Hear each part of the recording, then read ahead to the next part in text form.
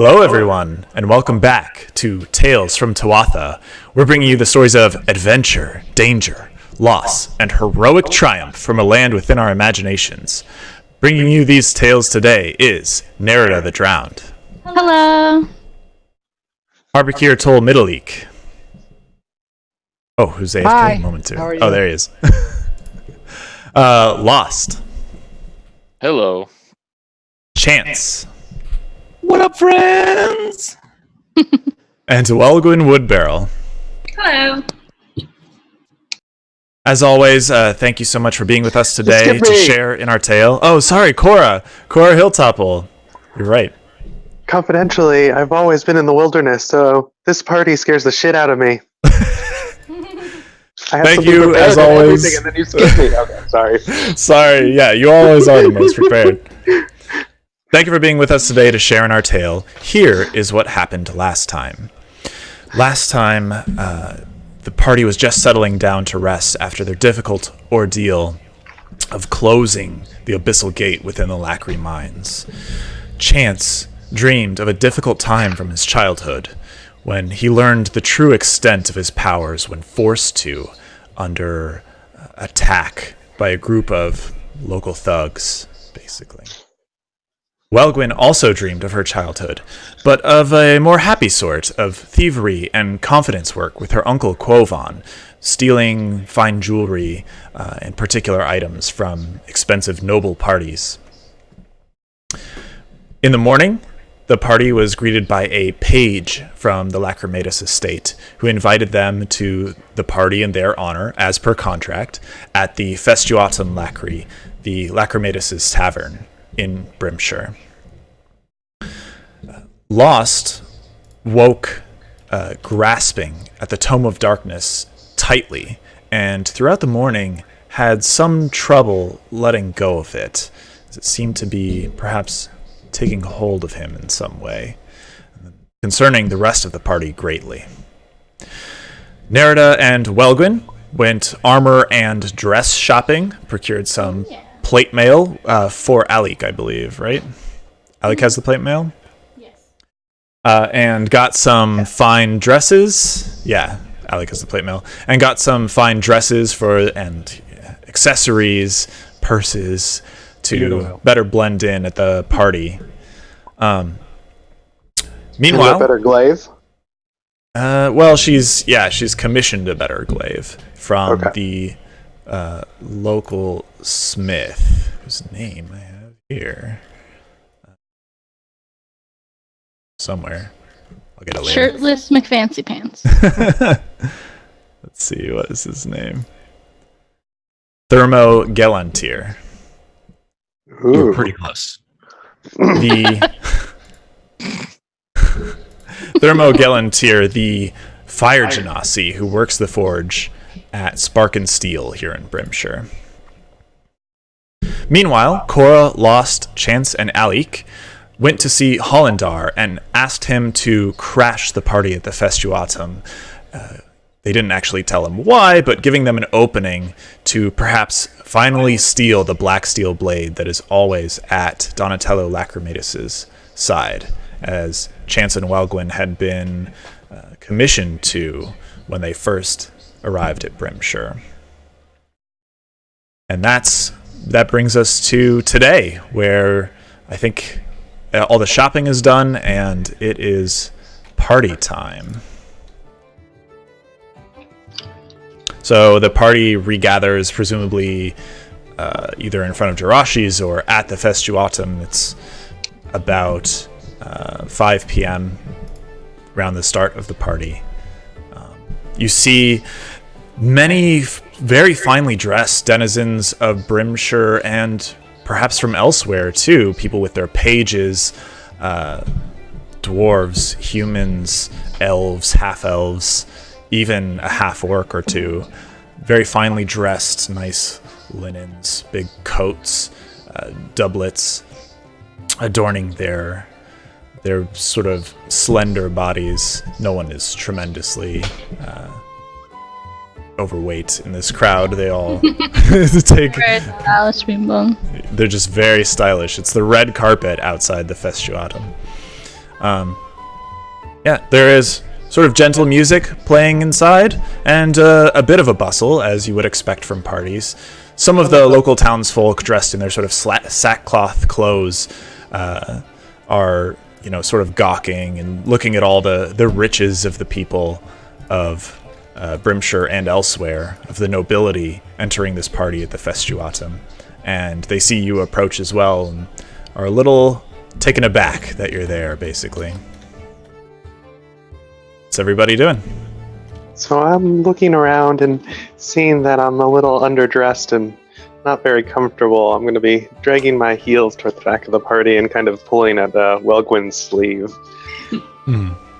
I would say you've at least had like a bath, so you don't smell too bad. But you've washed your clothes a bit, but I grab Cora and I say, "Let's go find some food."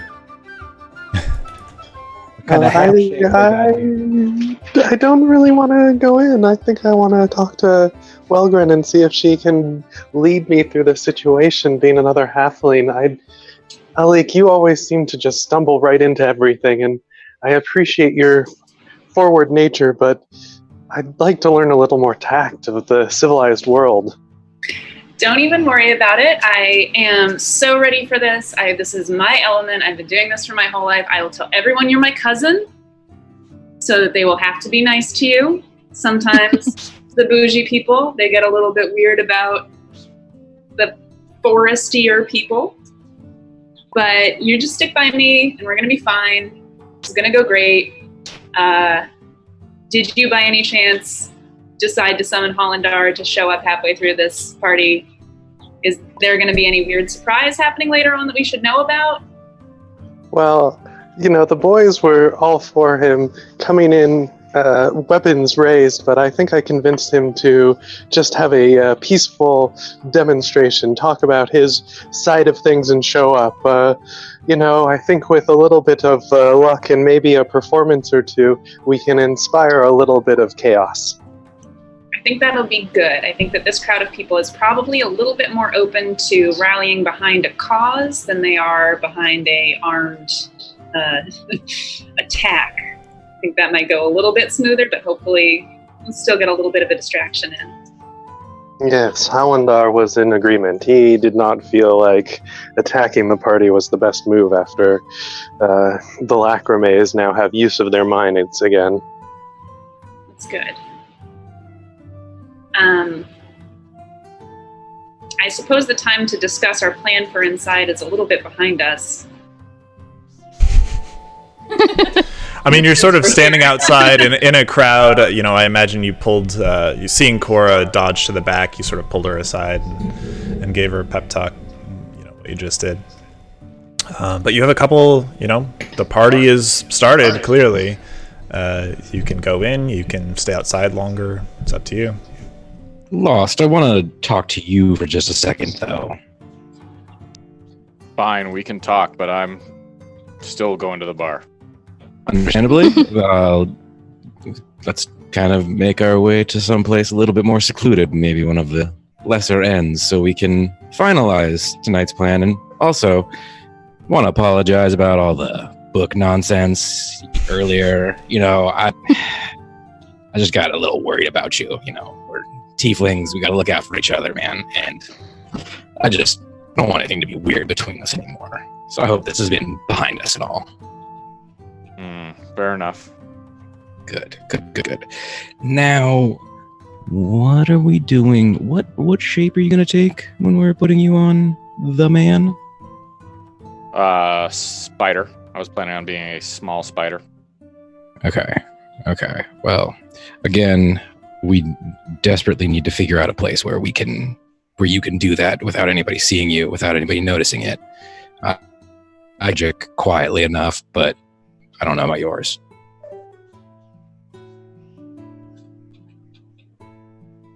I mean, I can go somewhere secluded to make that happen. All right, well, let's be on the lookout for a quieter place with less lookers. Fair enough.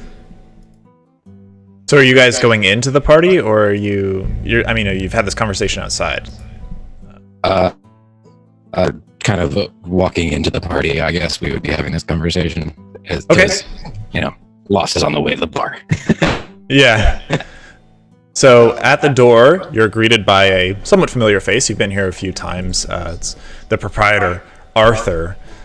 You know him as being a bit of a stickler for rules and etiquette. Yes. Hello. You are the guests of honor tonight, of course. Shall I take your packs? Is it alright if I keep mine on me? Yes, of course. You may be bumbling around the party a bit. Perhaps you just want to keep a small satchel with you, a purse. You can take the majority of your belongings back to the back. Seems quite heavy, perhaps. It looks like there may even be armor in there. And of course, your glaive. Don't want to have any accidents within the festuatum. All of your weapons. I guess so. Arthur, Oh. I think that we were maybe planning to do a little bit of a show for people later, so, it might be kind of fun for everybody to get to see the heroes of Brimshire in their full armor. Maybe we could just keep it on us for now? I was not informed that you would be making a performance of any kind. Nothing I'll be too right rough, back. But Cora is a great singer, so we thought she might entertain the crowd a little bit, and, Well, you can of course keep your instruments with you, but weapons and sort of larger packs might get in the way a bit. The party is expected to be somewhat crowded, in fact. We have many nobles in town. Understandably, Arthur, but these are also the tools of our performance here. It would be a requirement with Cora's songs that we look a certain way and have certain things on us. Roll persuasion. Yes. I was waiting for it. Oh, Jesus. That's +7, so it's 9. 9.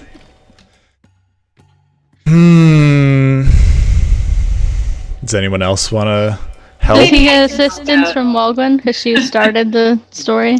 Yeah, if you want to assist. absolutely.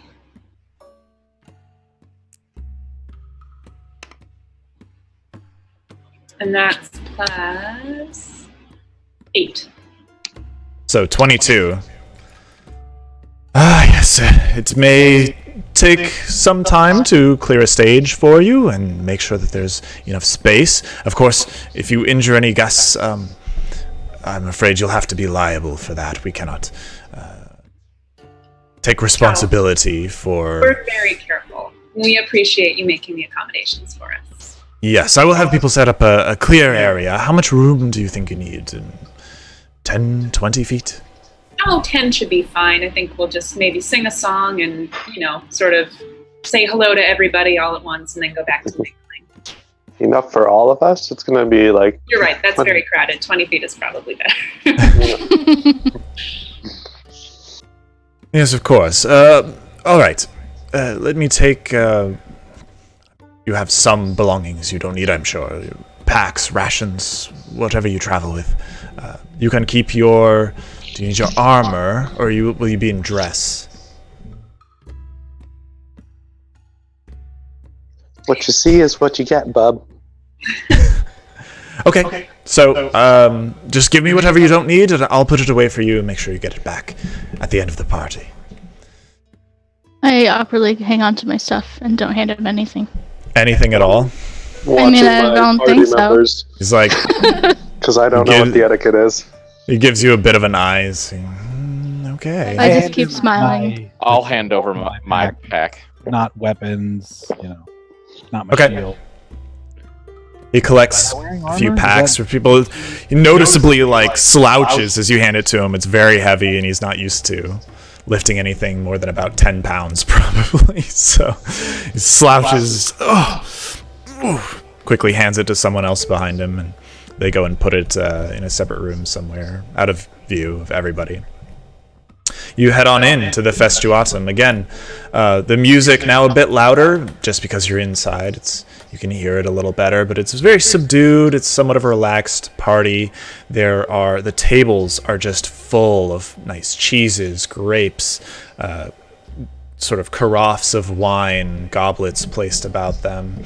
There's an entire sort of like buffet area, again, where there's like bread and rolls, sausages, cheeses, grapes, cuts of fine meats and things like that, sauces to dip things in, different kinds of drinks, a couple different kinds of wine, even a couple different kinds of ale. Nothing hard, though. You don't really notice any hard liquor. It seems like most of these people drink like mead, wine, and maybe slightly refined spirits like sherry. That's it. I mean, there are quite a few people here already. If you had to guess, maybe 30 or 40 people sort of mingling. You don't see Donatello or Linnea. Just I'm going yet. to pile up a plate of cured meats Okay. and cheese. I'll get some wine and make some nice fruit and cheese cracker plates. Okay. I'm just going to grab a handful of cheese and hold onto it. Munch it. Pockets? Not in the yet. pockets this time. Not Oh, yet. this is hand cheese. Yeah, today it's hand cheese. The predecessor to pocket cheese. Melting it all together in one giant glob. As you come in, too, everyone sort of is, a couple people give you sort of sideways glances. People don't really turn away from their conversation so much, but you feel that they may be talking about you a bit, sort of looking at you sideways. I'm kind of keeping an eye on everyone to try to make sure that no one is getting too out of line or too rough and tumble in this fancier setting. I'm trying to put on a good You mean show. of the party, right? All the nobles are extremely well behaved, but you're watching Yeah, like I'm really Cora. worried about all of my friends. That's fair. Well, I was going to say, I'm just watching Welgrin just to make sure that I'm not doing anything wrong.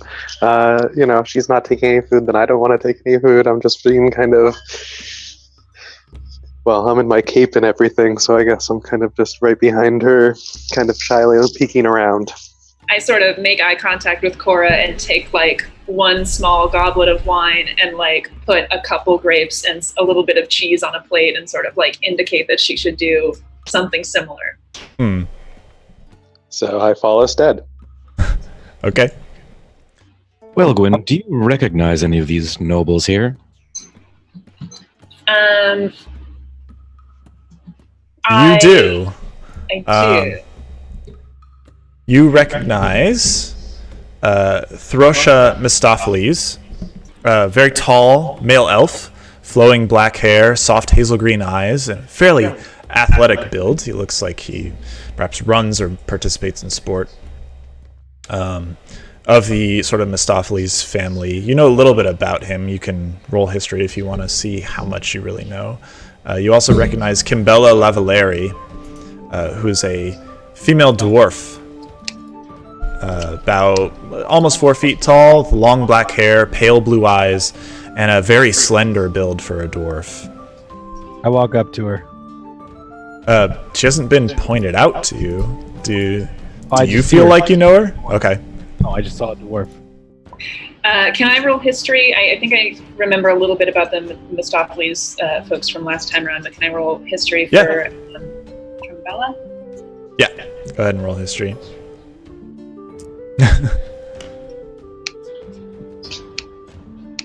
And that is +7. So 18 total. And this is for Thrusha Mistopheles. This is for Kimbella Lafalari. Oh, Kimbella. Okay. So, Kimbella's family owns mines in the Barandun Mountains, which are the mountains which separate Lothuria from Tiberia, north of the Great Separating Wall. She is a fierce businesswoman, and she, has interests in Thaura, perhaps Brimshire, for competitive reasons, because it's a competitive mining town to hers. So you suspect she's, I don't know, you're not quite sure why she's in town necessarily. Usually she's at the Barandun Mountains. Actually, can I roll for Thelma as well, just because I know about his family and him specifically? For Thrusha Mistopheles? You don't have to Thrusha. roll. It can just be the same roll. Okay. Thrusha, so the Mistopheles run shipping between Brimshire, Moontip, and Thaura. They ship all sorts of goods. Obviously, from Moontip, that would be things like leathers, lumber, things like that. From Brimshire, obviously, it's going to be more refined ores, perhaps weapons produced by the local smith, and armor, or other sort of metallurgical goods, rings, amulets, things like that. Yeah. Do I know anything about him personally, or just his family's reputation? You know that he is very smart, even for a noble who are usually well educated. He's sort of widely respected intellect. Even though he's really just a businessman at heart. Okay, so I kind of point them out, and I, tell everybody that, I don't know necessarily everyone here, but I do recognize Thrusha and Kimbella. I don't know how well they would remember me, but I remember their faces and their names. Yeah. And I kind of let them know that they're probably here because of their shipping or mining connections, too. And while you're doing this, Alec just charges right up to Kimbella. And I bow, and I say, Harbequeer tol mitalik, Harbequeer tol, Harbequeer, Harbeck, Har. And You're like, a dwarf of the north, I see. oh, good, she knows. Yes, my lady. What house are you from? Clan house are you from? House Lavalieri. We have a slightly different way of announcing ourselves in the south. Of course, as you know, or may not know, I am on the border between the northern and southern ranges of our continent. I did not. Is that the polite way that one introduces themselves in these strange lands?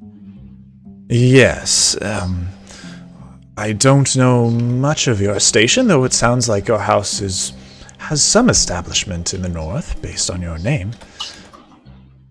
We are a respectable house, yes, respectable. I guess, wrongly thought that all these folks around here just did not respect their family and their clan lineage. Oh, quite the opposite. In all my travels. There are many dwarves in town. I'm surprised you did not meet any on your way from the north. Well, I had seen a few, but never had the opportunity to speak to any, let alone any so lovely. Oh, well, thank you. No problem. I sort of scooch in on this conversation just to make sure that Alik is not acting Stepping on toes, yeah. out of line or offending her at all, and I curtsy to her and I introduce myself. It's so wonderful to make your acquaintance, Miss Lafaleri. I recognize you. I don't know if you're familiar with me, but my name is Welgren. I'm from House Woodbarrel, and I hope that my associate here has been keeping you company and making you feel welcome at this event. Yes, he's been just lovely so far. House Woodbarrel, I am familiar, though I'm sad to say I wasn't able to meet any of your family. I believe, was it Quovan? Or Quovar? Yes, well, Quover was my father, Quovan was my uncle. I'm afraid that the house did fall on some harder times, and my father is sadly no longer with us. But we are returning, hopefully, to a position of former glory, and in the meantime, I do have the opportunity to travel and meet this fascinating band of people that you may have noticed me enter with. Yes, of course. I've heard of your deeds in the town. It's why we're having this party, I'm sure you know. But, yes, I suppose the Lacrimé thank you greatly. I'm glad that you were able to help the people, I suppose. Yes, I'm so handy glad with that the you sword, could- this one. Watch out in a fight. Don't cross her. Not as good with Sort the of bow as Do the a other little one. bit of this in his Your turn. cousin, right? Your cousin. Where is she? Where's your cousin? At this point, Welgwyn's just like slamming you in the side with her elbow. Just like, shut up. I'm like, oh my gosh, we have to go somewhere else. I'm afraid that I have to go and make the rounds at this party. And I started drag a week away from her. Very well. I will see you again, I suppose. It was wonderful. While that was going on, I want to look around for any kind of like fancy party favors or like hotel soaps or matchbooks, little souvenirs that would be socially acceptable for me to pocket. That sounds like my job. It's only decorative cheeses that you can take. I'm looking for the non-perishable variety. So while you're doing that, and while they were having that conversation, I got a little bit distracted. I found I had a liking for fancy food, so I've been picking at things and just stacking my plate with things from the table. Okay, continue. Sure. Okay. Roll intelligence. Oh, okay. Are you smart enough to know the fancy party rules? No, I'm not. 5. So, on the table, there, like, at each place that's set, there are 3 forks, and you're like, why are there 3 forks? Who the hell needs 3 forks? And you feel like it might be acceptable to just take one. They're clearly silver. Like, maybe these are extra forks for people who need more forks. There are also sort of, like, napkin, I don't know what they're called, napkin collars that are also silver. Rings. You're like, I mean, with my roll, I might not, but my gut says that would be thievery. you're like, maybe I shouldn't. I'm not used to this situation. But you're sort of just looking around and you're like, this is really weird. What a strange place. This is very unusual for you. For Lost and Chance, assuming you two are together because you were going to the bar and we're going to discuss your plans. Is that correct? Correct. Yep. So a woman in a lavish red dress with that exposes lots of cleavage. It's one of those sort of like Renaissance body dresses almost, but it's clearly very well made. Has lots of little sort of, I don't know what to call them, insewn bits and stuff like that. Red hair sort of tied up behind her head, sort of almost hastily, with a golden sort of hair pick through it to hold it in place. She's sort of pale, has, like a beauty mark mole right on her cheek, and appears to be a human female. She quickly notices you at the bar. She was near the bar herself and sort of charges up to you. You two are the saviors of Brimshire, right? You've closed the abyssal gate that was in the Lackery mines. We were part of the efforts. Not the only ones there, though. Yes, of course. You must be purveyors of magic of some sort, right? To be able to close that gate. Actually, our dwarven friend there summoned his faithful god to close it for us. Which god might that be? Helm. He doesn't shut up about it. Yes, of course, Helm. Anyway, I assume that you use weapons and armor and perhaps spells and spellbooks and tomes to achieve your goals here? We've been known to use many different tools. Why do you ask? Well, I myself am a purveyor of magical goods. I could enchant your weapons and armor perhaps for a price, or provide some useful scrolls. I can't say that I'm much of an alchemist, unfortunately, but I do know magic quite well. That'd probably be of interest to us. I don't know if both of ourselves would need anything, but our party would definitely be interested. Yes, of course. I'm sorry. In my haste, I failed to introduce myself. My name is Rostasia Rosum. I've been in Moontip nearly all my life. I've traveled a bit when I was younger, acquiring magical knowledge throughout the world. It's a pleasure to meet you. You are a most interesting type that's come to Brimshire in some time, aside from, of course, Hollandar. So you're into demons, eh? I am into things that are of interest to, shall we say, she sort of glances around the room, people of higher intelligence than you may find. Oh, she's trying to flatter me. Okay. To be honest, I only came to this party to meet you. I have no interest in the nobility whatsoever. We're honored.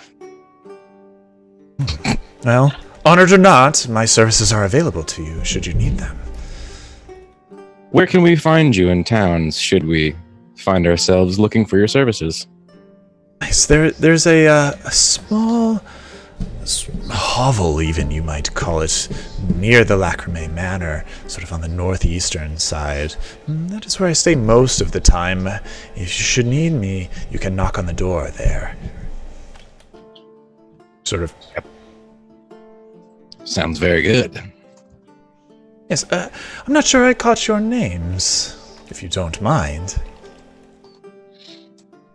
I'm gonna point to Lost. This here is my friend Lost. Few words in him, but I am Chance. Chance, an intriguing name. And Lost as well. These are not traditional names, though I suppose of being tieflings, and again, most interesting in the party here, she sort of glances around again. Do you mind if I ask the origin of your names? I suppose you chose them. Gonna give a weird glance to Lost, being like, you gonna tell her? Yes, we chose them. I was always called lost by other people, or told that I was lost, and it just kind of stuck. In the same vein, I worked for a circus for a long time, trying to play card games with others. Chance often was on my side for things, as it became my name. See, forgive me for asking, but do you know if that's common among tieflings? I've met so few. Sure, if it's you want to deny your demonic heritage or celebrate whatever your own lot in life. Why did you choose them? No one chose it for me. I had no one of a family that I know of. I was raised by the circus, so I was able to choose my own at my own will. And no surname? No, never. For either of you? Correct. No, I've interrupted you. Of the tiefling I've encountered, it's usually a mix. There's those of us that are, let's just say, more inclined towards their demonic heritage and have names that reflect that. And those of us that have a little bit more principles. Well, principles can be good, I suppose, but we should perhaps drink a bit. What do you think? This wine doesn't suit me at all. The best suggestion you've had all night. You're at the bar, you see her just lunge over the bar and grab a bottle, and there is a tender there, and he just sort of looks over at her, has no clue what to do. She grabs a black bottle, and pulls it out, and on her way back, pulls 3 tumblers out, slams them on the table, right next to each other, and just pours across them, and then slams the bottle down. And after she slams it down, she notices it makes a loud noise. She sort of glances around the room and notices that everyone is looking at her. And at that point, you guys also see Donatello Lacrimatus, who's made his way into the party. He looks over at her.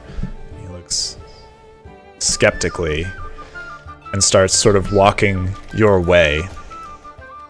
Shit. I'm going to grab the drink. She looks up at him, and he's like, Rostasia, what are you doing here? You were not invited. I just thought I'd have some fun. Can't I get out every once in a while? And she throws back the drink, and he's like, I'll escort her out. Sorry to have bothered you two. She shouldn't be here. She's not bothering us at all. No, Donatello. I think we can make Rostasia here our honored guest of the evening, can we not? I don't think you know what you're getting into asking for such a thing. Are you sure? I'll perhaps allow her to stay. Oh, absolutely. She's already proven such a good time for us here and great in conversation. She goes, yeah, Donnie boy, let me stay, come on. She's like clearly incensed. Roll persuasion. I'm not hurting anybody. Booyah! Oh, shit. Your words are just sugar in Donatello's ears. He's like, wrenches his hand away from her, shakes his finger at her. You behave. No magic. And do not bother any other guests. You might as well take down that damn disguise while you're at it. He just walks away. Like, turns back to you two. Don't know what he's talking about. Another round. Now that that's been revealed, can I want to try and see if I can see past her disguise. Sure. This would be, I think, a...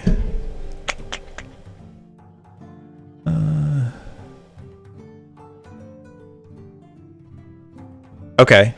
Go ahead and just roll, I want to say, perception. Oh, shit. Okay. Well, that's going to be harder, but... Could be insight. I don't know. Hey, it's all right, though. That's just 19. Just flat 19. Yeah. Sort of. Let's see what happens.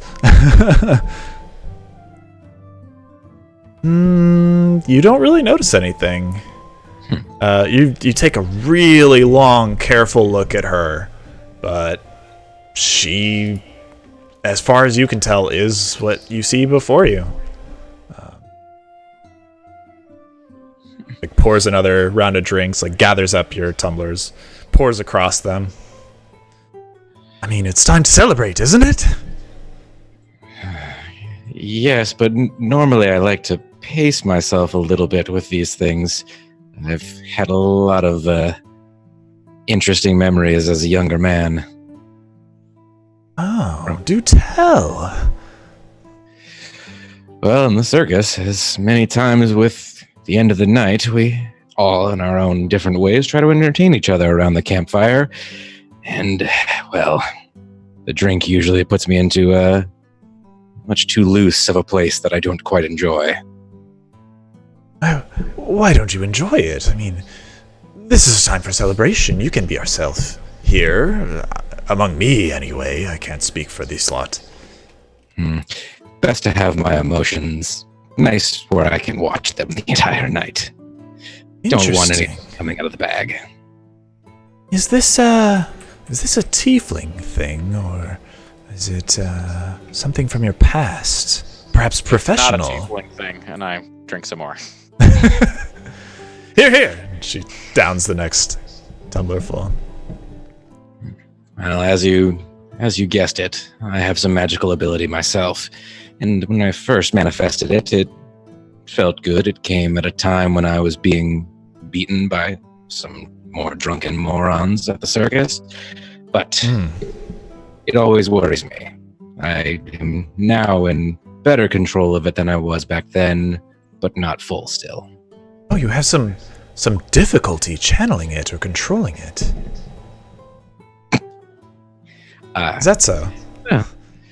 Not always difficulty. I've found the destructive schools are easy enough to control if I have the right mindset, but it's more a problem with the charming, the illusions, all the rest of those, the difficult ones. Interesting. And it was awakened naturally. You didn't, study this magic.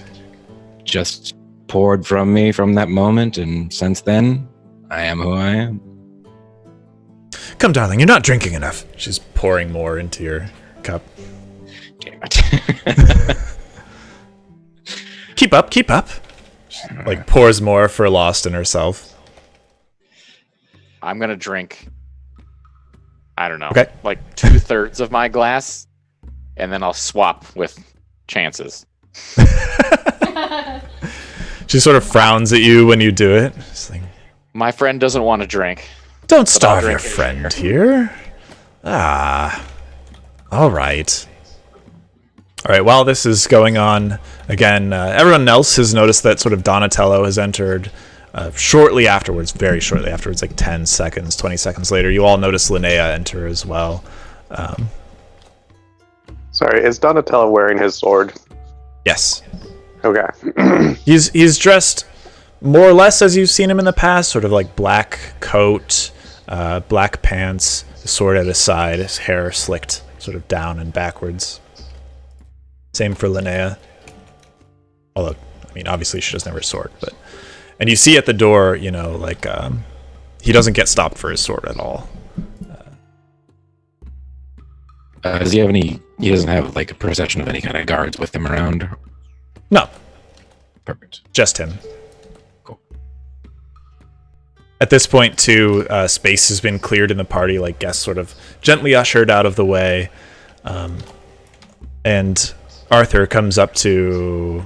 I guess Cora was the one who said... Cora and Welgwyn were the ones who said they were going to do a performance, right? Well, I said that Cora was going to do a performance. Regardless, you two are together, so Too. Arthur comes up to you too. The space has been cleared for you. Most of the guests have arrived. If you'd like to perform, you can do it at your leisure, but please, we are using valuable space here, so within the next 5-10 minutes, unless you need more time to prepare. I'd sort of glance at Cora and see how she's feeling. No, I think it's gonna be fine. And I've got my mouth full. Just No, give me that's a minute.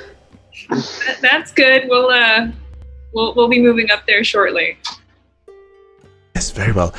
Would you like me to announce you in any way? Give us 10 minutes and then announce us as the heroes of Brimshire, I guess? Or is that what people are calling us here? Will that sound weird if we tell people to call us that? This is why we're having the party in the first place. I mean, it is one of many, but this one is more themed than others. So, yes, I will announce you as the heroes of Brimshire. Will it be your whole group or just you two? I think it'll be our whole group, but maybe some of the rest of them will just join us to say hello at the end, and we'll just do a song real quickly. Okay. I will announce you as some of the heroes of Brimshire. Sure. Cool. Thank you. I'm Very going to chit-chat with my friend here for a sec. All right, 5 more minutes. I'll make the announcement. Great. I sort of lean into Cora and say you might, want to consider not doing a protest song or a damn the man type of song on this performance. Maybe we can make this a little bit more flattering to the Lacry. Oh, don't worry. That doesn't come until later when Hollandar shows up. Perfect. That's perfect. Maybe, do you know of anybody else in our group who can do anything that might be a fun addition to the... Well, Alik is usually up for performing with me, and occasionally do and just whoosh. is telescoping didgeridoo. Like assemble it, yeah. And occasionally Lost will be, but he usually needs to be quite drunk first. I'm sure that will not take a terribly long time to happen. You guys look over at Lost, and he's like on his third glass, like starting to, as his interlocutor there in the red dress sort of like pats his shoulder a bit, you notice him jostle a bit and like take a second to recollect himself. I'm going to go over to Chance and Lost and kind of fill them in on what's about to happen. I think we all are. Lost, would you join us up on stage to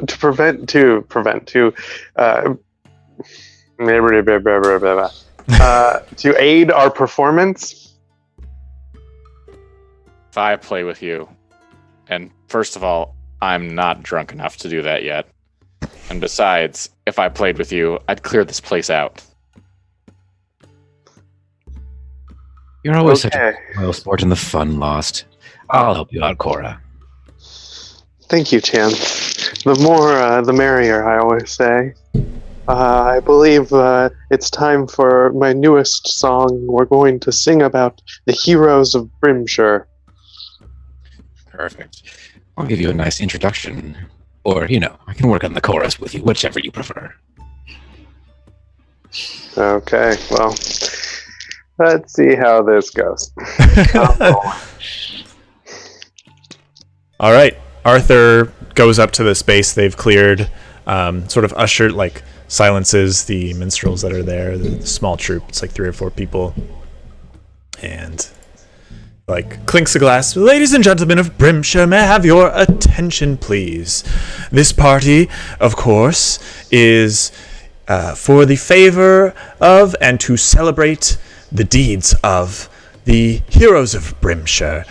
6 ragtag adventurers who came to us in our time of need, and with the funding and backing of the Lacrimatus family, cleared the mines of danger and restored this town to its normal order. They have elected to do a performance for us tonight on top of everything they have already given us. So, please give your attention to the heroes, or at least some of the heroes of Brimshire. And everyone starts clapping. He, like, ushers you guys up on a stage. As much who want to perform. Does anyone actually have ranks in performance out of the 3 people that... Okay. Then you should not give me advantage, but you should roll on your own, because that 11 was not great. All right, let's see how we do. So who's okay playing? with It's Alec. Well, everyone needs to roll performance anyway. Okay. Everyone who's performing. That's 22. There's no, like, introduction or anything. You all just run up there and start playing. Mine is a 4, so I guess I will like sing back up. Mine's -1. The didgeridoo, you're just like, you're a little tired. Your mouth is full of cured meats, and you're just like blowing little chunks of cured meats into your didgeridoo, just gumming it all up. It just sounds horrible. It like creates this horrible, like, almost elephant like wailing noise, like. Oh no. It's just like really off. Fortunately, sorry, Cora, what's your total? 11. 11. Just flat 11. Chance is good. Welgwyn, not so good. Chance and Welgwyn, what are your instruments, by the way? Or are you singing? I'm just singing, I guess, because I don't think Okay. I have an instrument. Yeah, I'm just gonna. I guess I'll just do little like background interjections. Okay. Add a little. You're that guy from B-52s, like, what's it? Love Shack, baby! You're that guy. Fred Schneider is his name, but yeah. Fred Schneider. He got one song.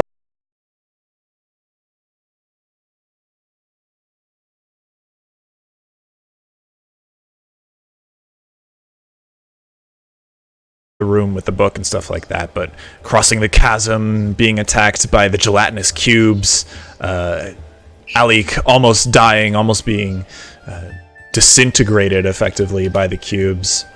Yeah, I make You sure tell to him. emphasize how many times he failed.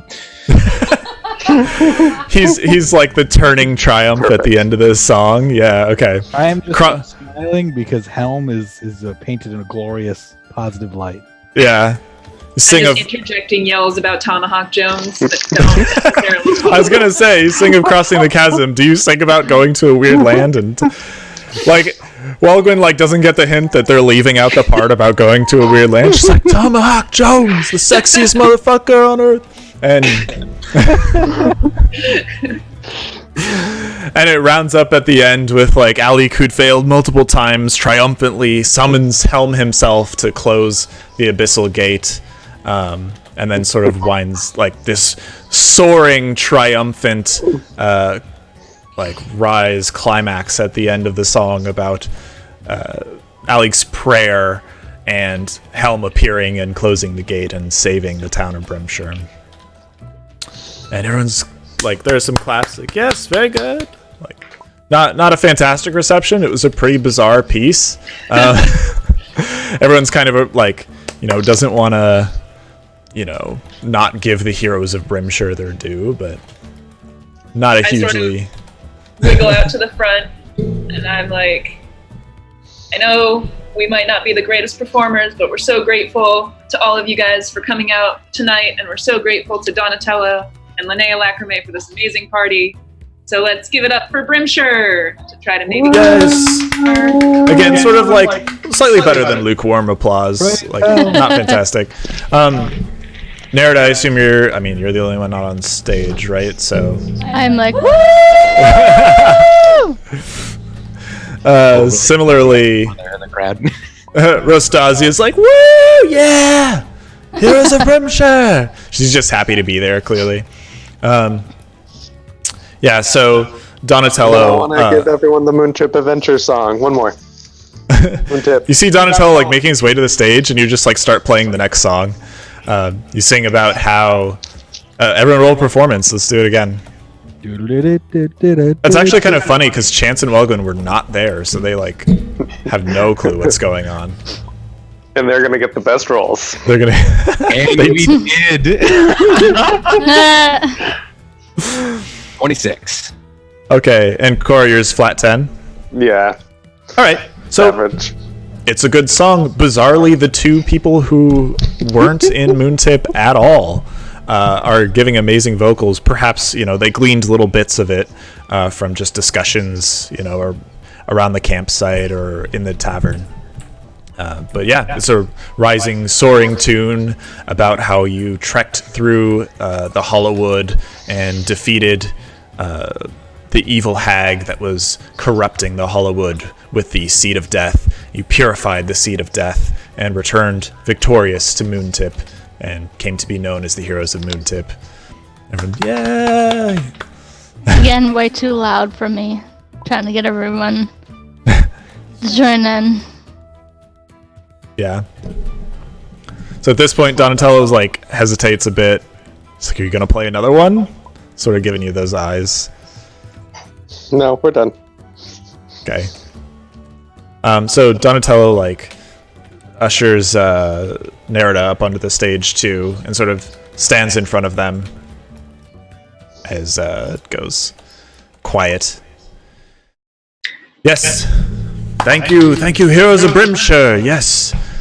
I would just like to make a quick speech and give thanks one final time to our great heroes who, at my behest and working with, it's been a pleasure working with these people. Don't know where they hail from, don't know much about them, but they have truly done us a great service here in Brimshire, returning the town to normalcy and allowing us to reopen the Lacry mines for business. And everyone kind of claps and cheers a bit. Like, their great deeds will surely be remembered for some time, if not forever. And thank you all for attending our party. I will be carousing with you again momentarily. And everyone kind of claps. And he gets off the stage. Oh, no, sorry. He starts stepping off the stage, and then you remember, it's like, yes, one last announcement. My father, Grim Lacrimatus, is here. He would like to say a couple words as well. Stepping onto the stage is a significantly shorter man. He has a medium-length, sort of salt and pepper hair, blue eyes, and a medium but sort of muscular build. He's growing a bit of a beard, also sort of salt and pepper, and it's very finely trimmed into like a small wisp at the bottom. Yes, people of Brimshire, you all know me, well, nobles of Brimshire anyway, you all know me. I am Grim Lacrimatus, owner and proprietor of the Lacry mines here in Brimshire.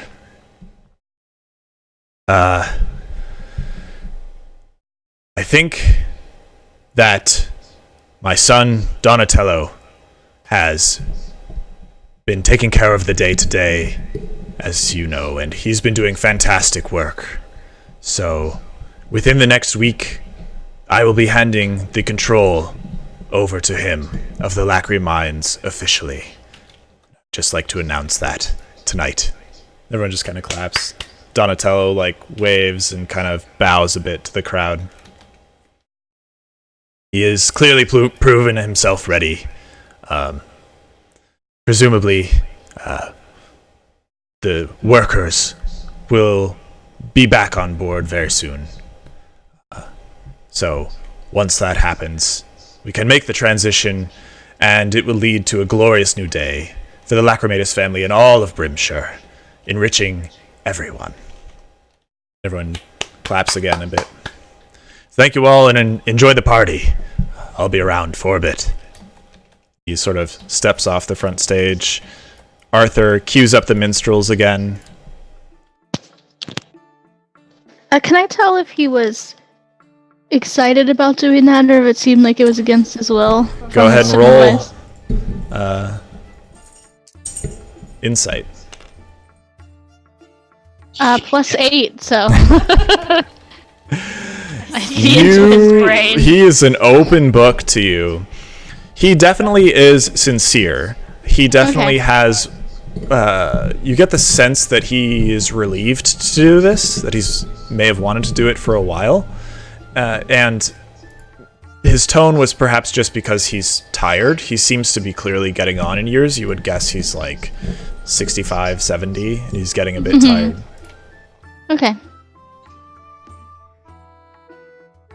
That said, the party...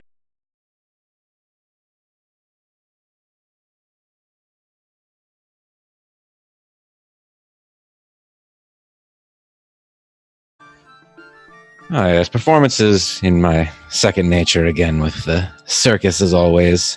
Love rousing a crowd. It's always fun. Yes, well, a fine job, of course. I'd love to see some of your magic. I would hope that would be part of the performance. I don't like to show it off in public, as you know, many people just still have some quite disdain for us magic users, and using it so freely has never been a good idea for me. True, some people might, but, the nobility don't care about much in terms of that, I'm sure. She also is, pouring more of the drink into your glass that you're just, holding close to your chest. It's just dumping Where it can in. I put my glass that she won't fill it? Are there any plants inside this this place? No. Surprisingly, there are none. I mean, you could pour it into someone else's glass or something. No, not to pour his drink away. That's a waste of where the heck we're drinking. Oh, okay. You're trying to grow something, do some druid stuff. Yeah. Just wants to talk to plants as always. Yeah, I'd rather talk to plants. She said she wanted to see some magic. I was just going to make a plant grow. Let's see. But if this establishment has no house plants, I understand. So, approaching Alik is, it was pointed out to you before. Walgwyn pointed him out to you. Throsha Mistopheles, very tall male elf, flowing black hair, soft hazel green eyes, and athletic build. He has very sort of obviously fine clothes on, sort of a gold clasp, holding his jacket together. Excuse me, Mr. Dwarf. I am Throsha Mistopheles. I'd be pleased to meet you. Hello, Harbequeer Tormitalik Harbequeer Tormitalik of House Har. I was Yes. proud of myself for saying it like that. I, of course, must bow before the heroes of both Moontip and Brimshire. You seem to have made quite a name for yourselves in the region here. Just doing helm service. Yes, of course. Have you had any encounters, satisfy my curiosity, with the workers of this town, or perhaps their leader, what was his name? Oh, I'm not sure. I've spoken with a few of the workers.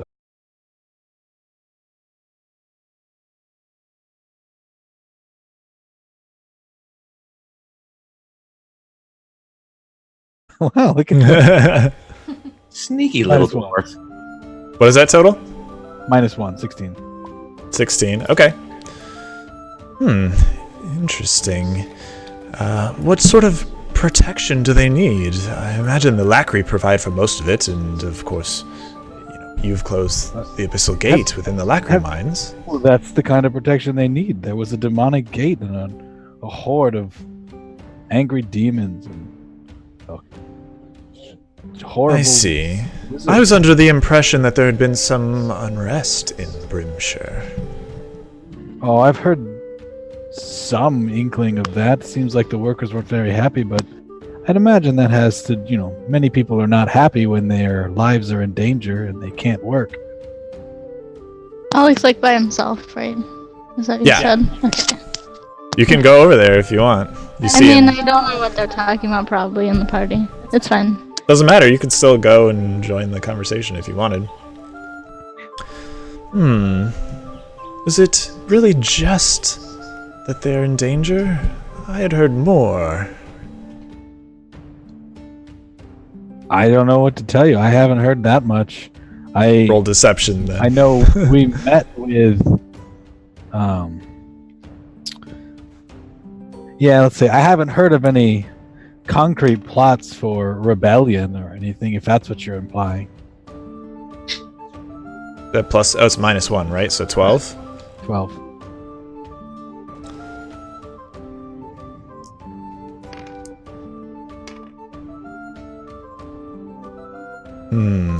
You're quite coy with your words, dwarf. I do my best to stay out of politics. It does not suit Helm. This skullduggery and it's not how I grew up. In dwarves, we're very straightforward, especially in the north. We all do our best to stay out of politics when it's not to our advantage, of course. I can see that you're being quite guarded. Wonder why. We may have mutual interests which we could satisfy. Gold, perhaps, or lodging, property. Well, I don't have much use for property. Everyone has use for property, dwarf. I'm on a quest right now for Helm. What would I do with a house? Leave it vacant? 90 days out of the 100? You could rent it. You could turn it into a workshop of some sort and turn a profit. I could help you, too, if... Alright, fair enough. Gold, then. Perhaps gold is often useful for, protecting those who need help. Or even, I see that you are... I guess I'll start walking over to Okay. them. Ah, yes, another of your group. It's just- Oh, This is Nerida. She's quite wise. hello. Well, thank you. We are all She's a fellow very... cleric of what is it? Is it Myaliki? Umberly. Of Umberly. She's a fellow cleric. She worships Umberly. I say that kind of with like a frown. Yeah. I ignore him. Worships Umberly, you say? Our ends. Yes, I ends was are a sailor, so my time spent on the sea, I became very close to the spirits and gods that rule out there. I suppose that might be true, but I've never even heard of a sailor worshipping Umberly. They often fear her. Yeah, it's a bit unusual, I suppose, but Say no more, I'll not pry too much. It is not my primary interest here. I was just speaking with your dwarven friend here. My name is Thrusha Mistopheles, and I have business interests in the area. I was hoping really? to work with your friend for some mutual profit. Perhaps even, if gold is not your interest, magical goods? what sort of work were you looking for? Not necessarily work at the start, perhaps just information. Your You friend know here who- has been rather reserved, and I'm not sure why. You know who's I- good at business like this is Welgwin. Welgwin, come over here. I walk over and I'm a little anxious about what kind of conversation may have been going down between. I said it a bit louder than would be polite in this conversation or in this setting. Kind of A oblivious. couple eyes turn towards you from the crowds, but they quickly go back to their conversations or their food. I go over quickly so that he doesn't say anything else to me from across the room again. Welgwin, this is familiar to me. What is your surname? Oh, I'm from the Wood Barrel family. I know that we haven't been as active in days of late, but I do remember your family very well, of course. Ah, yes. It's a shame what happened to your father. Unforgivable. And for our house to just collapse like that. Wholly unfair. We're coming back, so... Well, with you at the helm, I'm sure you're clearly capable. Well, thank you. I appreciate that. Are you talking business with my companions here? Oh, yes, she said she had some work, perhaps, or information trading she wanted to do. Thrusha's male, by the way. Oh, I don't know why I thought you said it was female. Narrator, your bias is showing. I miss Shitlord, apparently. Well, that's so interesting. I'd love to hear more about what it is you hope we can do for each other. I, of course, must be a bit guarded myself, if you understand. My interests reside even within this town, perhaps. Firstly, I believe that your group has had contact with this new worker rebellion, revolt, whatever you might call it in this town. Can you tell me more? Well, as I'm sure we've mentioned, we don't try to get too invested in personal politics here, but I mean, we have been trying to help out the workers in the mines, and we've, met with a few figures of interest in the town, for sure. Is there anything in particular you're looking into? Is there, I can't imagine there's such an organization without some leadership structure of some kind. Who do you think is in charge? Well, I mean, I couldn't say too much about other people's business structures, although I know that there is a gentleman at the head of the chain. I'm sure you've heard his name around. I'd be surprised if you hadn't. I can't say that I have, unfortunately. Can I tell if he's lying? You roll insight.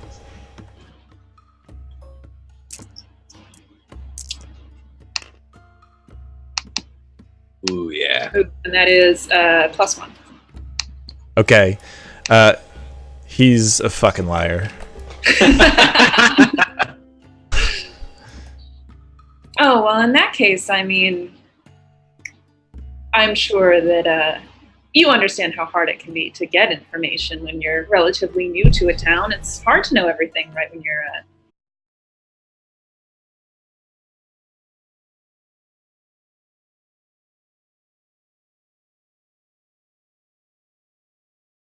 Thing on time, if you must know. Thanks to us, your shipment should be quite rupted again. Gives you a strange look. Yes. Things should be getting back on track soon, but I do have concerns about the labor revolt. Well, I mean, I'm sure that things have been relatively well put to rest now that the demons have been removed from the mines. I'm sure you can imagine that that was a fairly large negative influence on many of the miners here. Nobody wants to go to work if they think they're going to get murdered by a demon.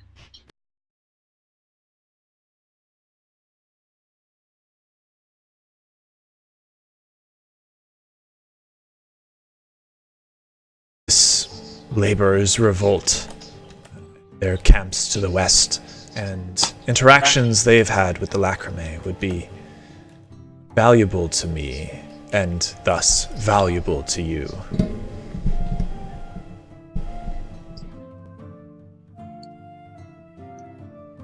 Am I understood? Oh, you're very well understood, and as you do know a bit about my family's history, I'm I'm sure you understand that we don't like to do business without discussing terms up front, as it has backfired for us quite a bit. Yes, of course. Perhaps, where are you staying? Is it here at the Festuatum? You know, I'm afraid that my companions prefer something a little bit more rustic. We've actually been over at Jirashi's, and as the discussion that we're having might be a bit sensitive for the present company, maybe that would be a better place for us to discuss such things a little later on, perhaps later tonight or tomorrow.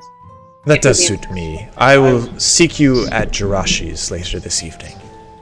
That's wonderful. I have always appreciated doing business with the Mistopheles family, and I am excited to see that this may continue into the future. Yes, hopefully we can put the Woodbarrel family back in this sort of setting as quickly as possible. It's very kind of you to say. I hope that you're enjoying the drink and the food at this event. Yes, it suits me, I suppose. Anyway, I will see you tonight, and thank you very much. I look forward to it. I appreciate your discretion as well. Of course. He sort of just like walks away, putting a little bit of cheese in his mouth.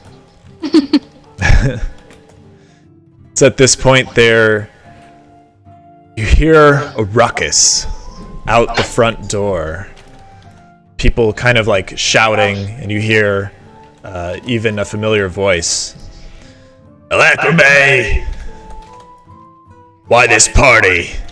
The demons may be gone, but conditions in your mind haven't improved. It's like a bunch of yelling.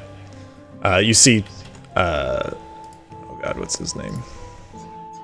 Arthur sort of like rushing over to the door and running outside. Donatello and Linnea also start making their way to the front door. Grim is just like sitting at a table and he's just like... I'm gonna nudge Lost and follow Donatello and Linnea. Okay, I'm gonna get up and stick with Chance. I'll go with them too. The minstrels like, sort of pause for a moment on the commotion, and then like a server sort of is like, "Oh, keep playing," and everyone's just trying to like quell the party. Everyone's sort of looking towards the door and gossiping amongst themselves and wondering what's up.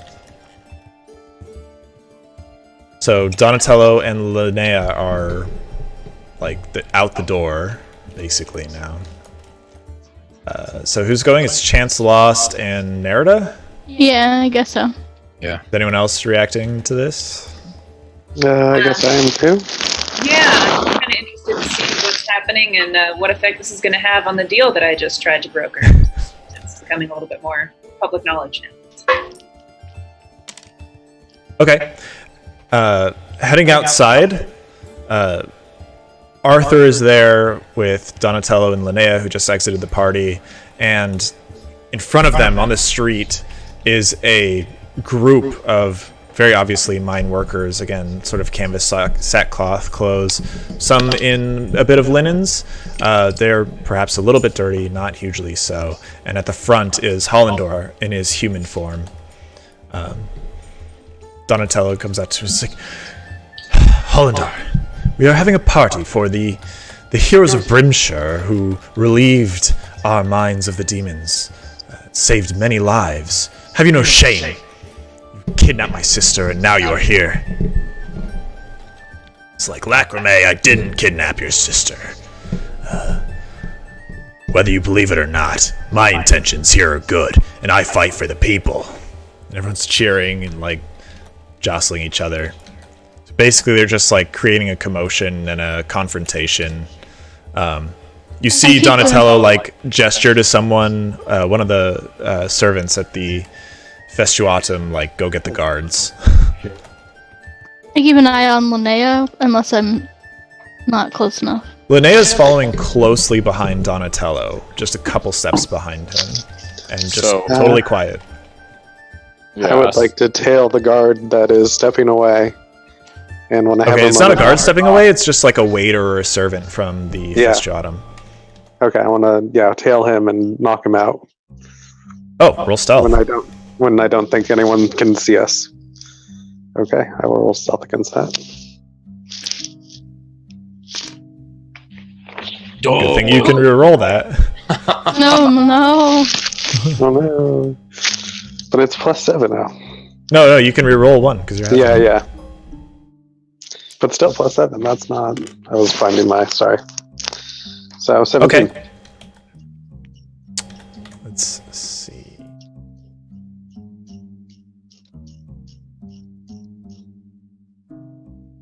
Yeah, you think you've slipped away pretty discreetly.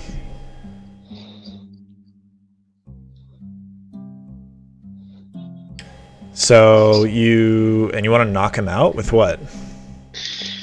I guess an unarmed blow or my short swords. Can't really knock someone out with my short swords, can I? I mean, you can You knock can. someone out with anything, can't you? Yeah, you could hit him with like the hilt.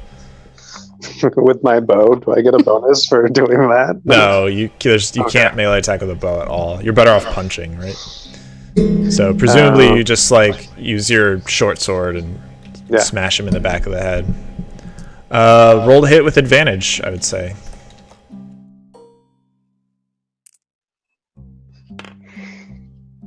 You can reroll that.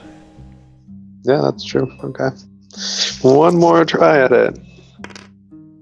10 plus. 6. Okay.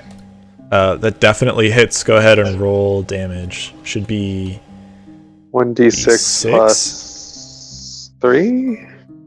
That's what I have down. Okay, that exactly does it. Woohoo. So, there's a bit of a commotion. There are people rushing in. You managed to sort of stealthily get away and get to a place where he was just out of sight of people and quickly knock him out. He's just unconscious on the ground now, though.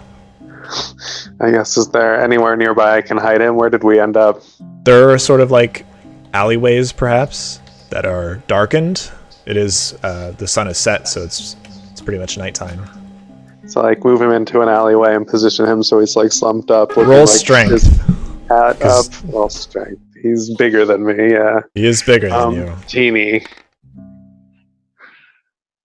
+1.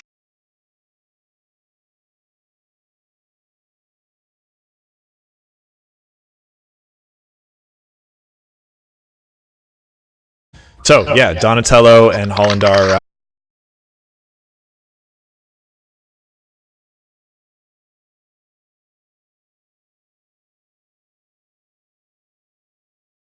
Yeah, so mine's just that's straight 15. Oops, jeez. Okay. Yeah, Pass Without Trace has verbal and somatic components, so you'd be like yelling about spells. Okay. So yeah, you sort of head away. Being the two tieflings, you're pretty distinguishable and noticeable. You may have gotten away without anyone seeing you, but you're not sure. Presumably Lost transforms into a tarantula? It just says spider. It's a tiny spider. Into a tiny beast. Okay. And then I guess I will. Yeah, that's Zip probably up all. your fly and come back. how close are me and Lost to Donatello right now? So once you head back, you can get pretty close. Like, there's no one really surrounding him. At this point, a couple of the nobles have gone outside, even though Arthur went back inside to sort of say, like, don't go out, everything's fine, don't worry about it. A couple of people did come outside, including... I'll crawl up on Chance at this moment then. I'm going to head over to them and see if there's any way that I might be able to help facilitate this process. Okay.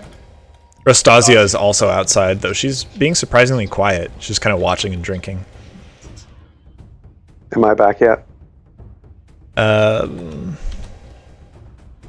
No, not quite yet. Okay.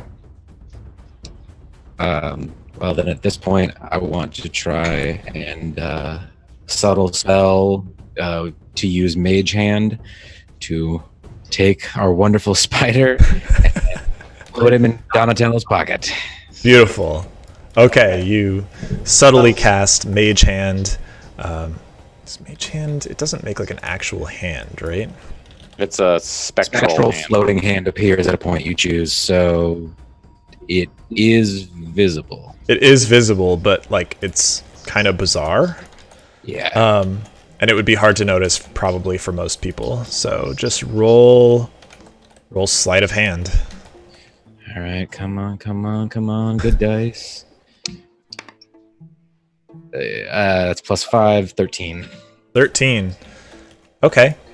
And you're just like picking up Lost and slipping him into Donatello's pocket. On the opposite side of his sword. Okay. Let's see. How distracted is he? Okay. When the hand like inserts in, the pockets are like fairly tight onto Donatello.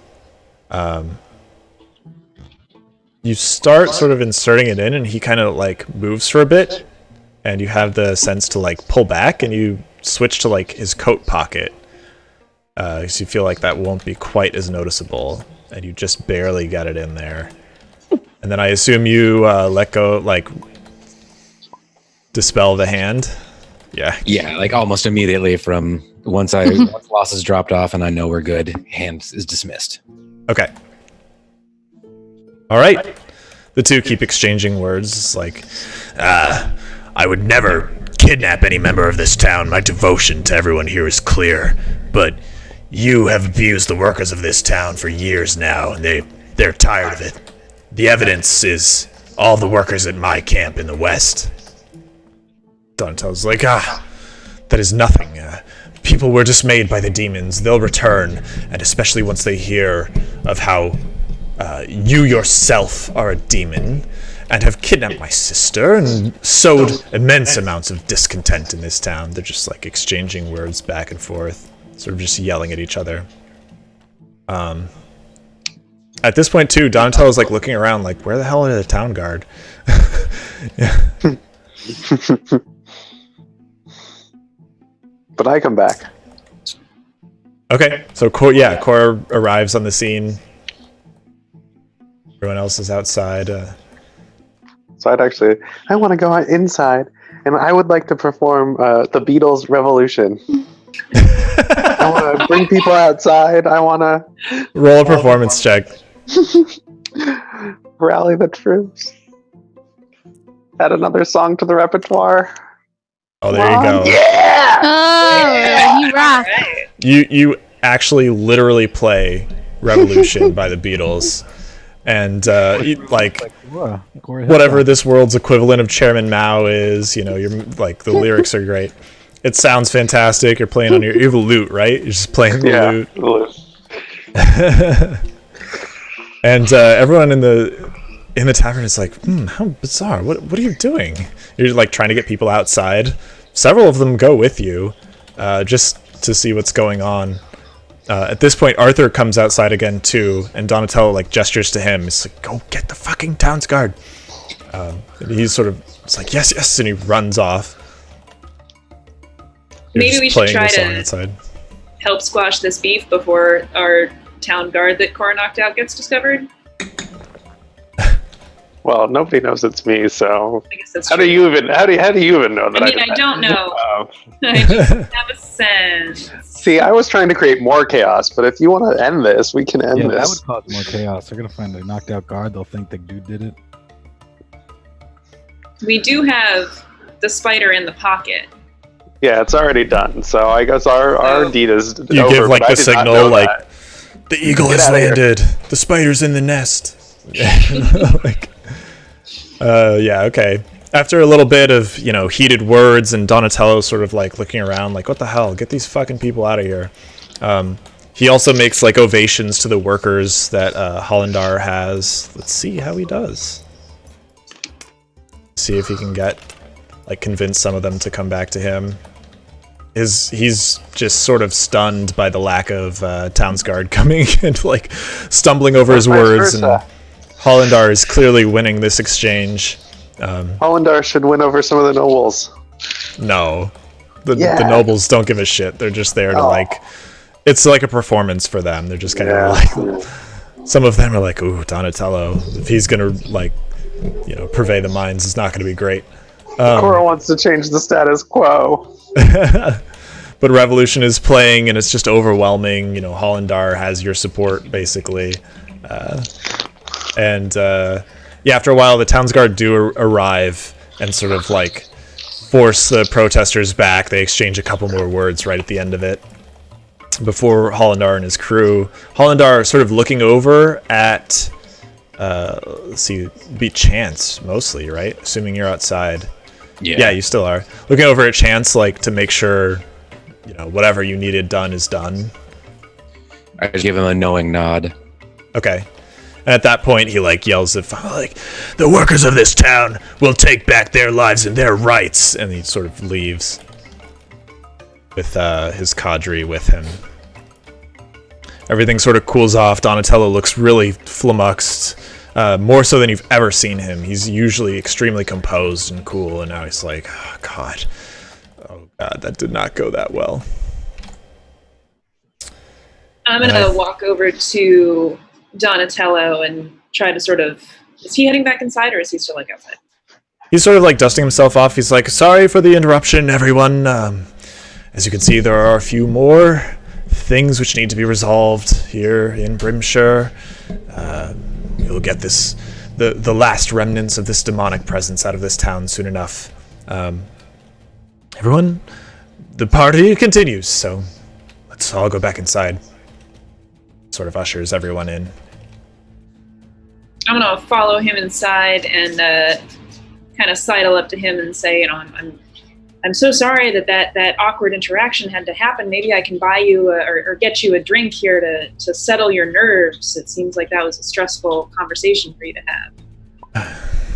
Roll persuasion. Okay.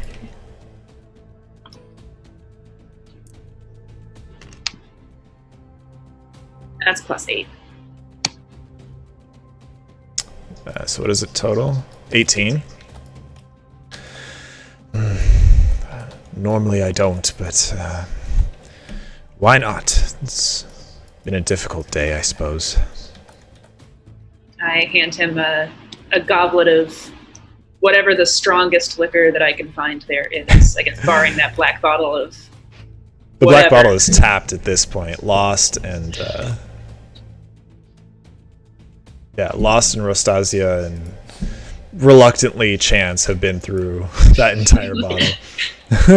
There's plenty of wine and stuff available, so I imagine you pour like 2 goblets of wine, one for you and one for him, and come back. We cheers. Ah, yes. As you can see, there is perhaps more work to be done. I will work with servants and administrators and my father and come up with something to do about this remnants of demonic threat left in the town. Perhaps we'll That have sounds something like for a- you before too long. That sounds like a job for tomorrow morning. Tonight we should just have a good time, and you should enjoy this party as much as anybody else since you threw it. So Take quite a bit of wine to get my mind off that, but cheers. well, let's get started on that then. So you're drinking with Donatello. The guests mostly go back to the party. Does anyone else have anything crazy to do? I'm gonna help. I don't think so. Yeah, maybe just hang out Okay. with them. Exactly. Rastasia also rejoins rejoins Chance. Where did your drinking friend go? He did not feel very well. Is lost. Yes, we seem to have lost our companion here. Maybe I should go look for him. And just kind of exit awkwardly. Roll. I'll like lean Roll over. deception. Okay. I was gonna try to help. You can, Well, if like- you're proficient, you can assist. No, I was Okay. just gonna help like with actual 22 words. total. 22. Like with that excuse, he should roll like 10 dice and use the lowest. Even with your awful excuse and your like weird coyness, she sort of assumes that like you're getting drunk too and are just like losing yourself a bit to drink. Ah, yes. I guess be off then. Go ahead and find him. I'll be here when you get back. I'll lean over to her and say, this sort of thing isn't unusual for him. This really isn't his scene, as you probably could have guessed from the name he chose from himself. Ah, yes, of course. Interestingly, on the subject of revolution in this town, I've heard that there's to be a sort of grand opening celebration at the new boar in the west tomorrow. Oh, yes. I think we will be attending that as well. Interesting. I have not been invited, but I would love to hear how it goes. Just general interest in, events of this town. Of course, I mean, I wasn't aware there was a strict guest list. I mean, it doesn't seem like a festuatum sort of deal. Oh, no, of course not. It's not like that at all, but, it's for the workers and their families primarily, I think. The tensions in this town obviously are very high, so I've heard that there's some concern about infiltrators, agitators. It only makes sense. It's the kind of thing I would do. Mm-hmm. Well, perhaps I'll see you somewhere else around town then, if not at the party. Yes, it would be lovely to see you all. I don't know if your compatriots told you, but I am a purveyor of magic and magical goods and services. Do you have a store in town? Store? I operate out of my house. Oh, okay. Do you deal in magical weapons, perhaps? Well, I can enchant magical weapons, or I can enchant normal weapons to be magical. It does take some time, but yes, it's one of my. I don't do it often. I've done it for the lacrame, as you might have guessed. Mm-hmm. Well, perhaps I'll come by and talk to you about that sometime before we leave town. Yes, you're one of the heroes. Yes. So, what was your name? I'm Nerida. It's a pleasure to meet you, Nerida. She shakes your hand. Well. What was your name again? Rostasia Rosum. Oh, Rostasia. Nice to meet you. Yes. Toodaloo. Goodbye. I'll go back to drinking with everyone else. So while everyone's kind of getting settled back into the party, I've had my fill of food. I want to try to find the storage room where all the clothes and things are stored, just to start looking through people's stuff. Okay. Roll. Where coats and stuff were taken into the back. Yeah, just the coats, not like breaking into the place. Just kind of like, where's my stuff? Where's everyone else's stuff? Oh, I found stuff. Can someone roll for me? I'm not in front of my computer. I got it. Right now. Thanks. What's your bonus? +7, I believe. Okay, so 11 total. Oof.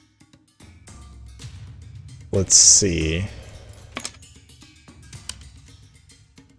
Of course, my coin flip lands on its side. Okay. It's not easy, and there are a lot of staff, but a few of them are missing, and in the confusion, and no one is checking the coat room, storage room. Fortunately, you find it very quickly. It's sort of behind the main counter, just a bit towards the stairs, next to the stairs, and it's not even locked. You just open the door and walk in. There are hangers with coats. There are sort of shelves with bags all over them. You definitely notice the bags of your companions. Very simple room. Yeah, I just kind of want to look through the stuff, try on some of the coats. I don't really, place much value in any of this stuff because it doesn't really help me, having been out in the wilderness. Okay. But it's kind of it's a fancy party. I haven't gotten to dress up. I'm going to try some of the stuff on and just kind of be fancy for a bit. Okay, so Cora's having her own party in the coat closet. As I'm running away from the other conversation, I want to just pass by that doorway, see Cora, and just be like, what? You notice Cora entering. Okay. All right. So if anyone else has anything else to do, otherwise, the party eventually winds down. People start to leave. People are sort of like congratulating Donatello, like talking to Grimm a bit, talking about his business interests and just stories from their past. Many of them seem to know him or have known him for a long time.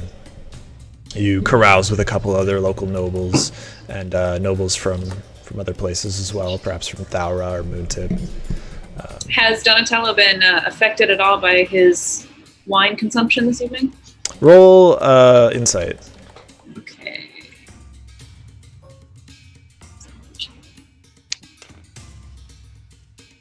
Ooh, that's +1, so 20. He is definitely careful to not get drunk, but you convince him to drink enough where it has affected him somewhat. He's a little bit tipsy. He hides it extremely well. You just, you think no one else would probably have noticed. How long can you stay a spider? Quite a What while. level Hold on a hours, second. I think. Bum, bum, So bum. that would be 6 hours currently. Why was it wild shape? Yes, and you can stay in the beast 3 hours. So we did that at like 7:30ish. Yeah.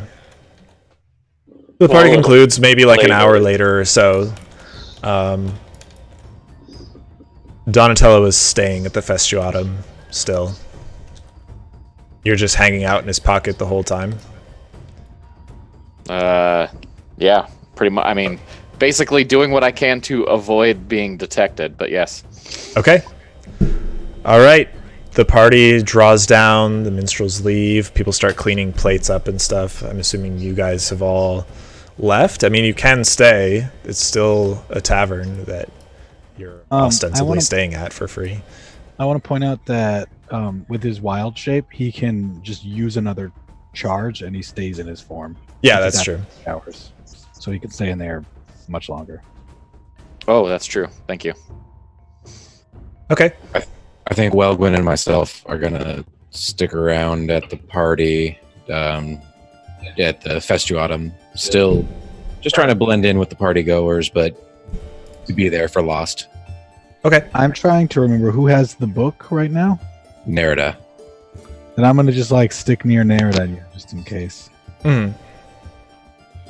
Okay. Yeah, we should stay until Donatello leaves to go home, just to make sure that nothing happens at the Festuatum with Lost in his pocket.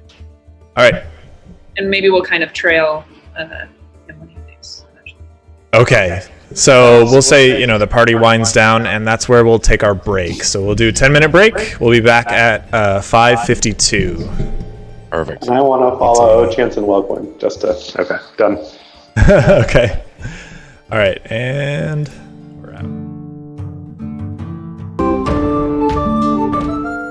And we are back. So, when we left for break, the party at the Festuatum was winding down, and lost was a spider in Donatello's coat pocket, which is empty besides you once you get in there.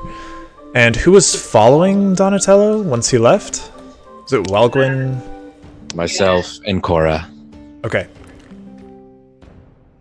I know Cora and I will be sneaky enough to probably not get noticed. Chance, are you concerned that may be an issue for you? Might want to rethink your life decisions really quick. I mean, I need to. I would. You're right. I don't need to go along any longer for this part, and best to leave it to the people who are more proficient than I. So I'm gonna just hang back. You fall back a bit. Okay. So Welgwyn and Cora need to make stealth checks Okay. to follow Donatello as he leaves the party.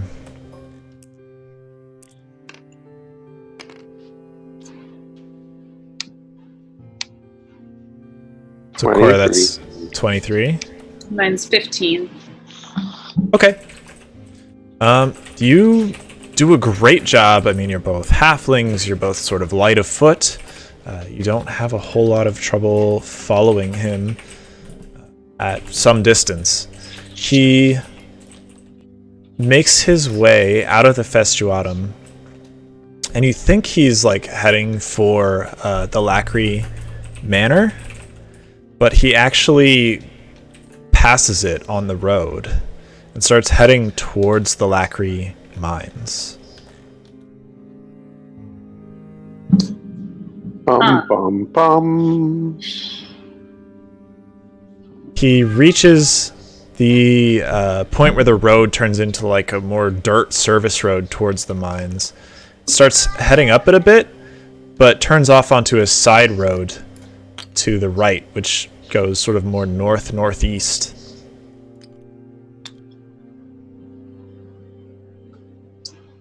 All right, let's maybe put a little more distance between us, just since we're more obviously following him now that we're getting out of town. Oh, but we're finally in my terrain. Now that we're out of town, I feel the trees. I think that this will not be a problem. He also lights a small torch, just a little handheld torch, and just uses it to like make his way along the ground. So he doesn't like stub his toe on any rock or anything, and keeps track of the path. It's very dark out at this point. What kind of terrain is it? It's rough. It's getting mountainous as you Well, as so I you have approach the mountainous brink of and these. forests now as my special terrains. Okay. So for you navigating, it's no problem. Neither of you have dark vision though, right? Because halflings don't have dark vision. But we can see his light very well. You can follow his light. Your stealth roll, we won't do another one. It's good enough. Plus, you're good at navigating the mountains, so you help Welgwyn a bit. Okay. Back at the Festuatum, the people who've stayed are Nerida and Alik, and that's and Chance, I think. Chance sort of Make my way back. Okay. So at the Festuatum, there are still like a few people there, not the nobles necessarily who are at the party. A few of them are staying there, like a bunch have gone up to their rooms. Some have gone back to like they have a house in town or something like that they're staying at. And through the front door, his sister seemed to leave, but everyone more or less lost track of her. Linnea's just sort of MIA. I was trying to keep an eye on her, but... Okay, so you saw her leave like slightly before Donatello. She spoke with him briefly, and then they both left. I mean, I don't know. I guess I wouldn't have done anything, but... Okay. And so coming in through the front door, there's a hooded and cloaked figure that actually, Chance, you recognize immediately as the woman who gave you the job to steal the black steel blade. And she comes and actually just sits down at your table. Looks to Chance. You can barely make out her face at all. She said, "It has been some days. How goes your work?" We're making progress. We're close. I told you. May be able to help you. As I can see, it's been some time. Donatello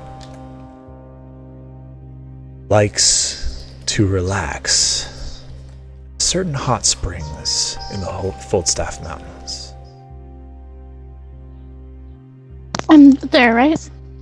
You're there, yeah. Is that near his mine, or where is that? It is northeast of the entrance to the Lacry mines. Okay. There is a small, what looks like a service road. Built, well, not built, but dug by numerous footsteps. Up to the hot springs in the Foldstaff Mountains. That is where he's most vulnerable. Do you think he might be heading there tonight, or we should wait for him to go another day?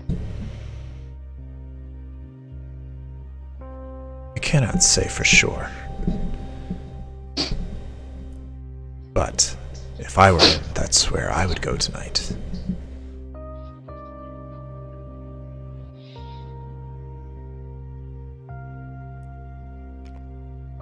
I expect this job to be completed soon. I thought we were speaking of subtlety, Belandra, of many times, and how it takes time to do things without causing a ruckus. Yes, of course. And I trust that you will complete this. We have given you our word. We have not broken it in the past. We will continue this. I've given you the tools and the information. See that it is done soon. She stands up. Alright, well, it's probably... Huh? When she stands up, I want to introduce myself to her. Hi, I'm Harbequeer Tolmitalik of House Har. Real proud of myself again for knowing the culture. She doesn't pay any attention to you. She stands up and you start introducing yourself. She just turns and walks out the door as you're introducing yourself.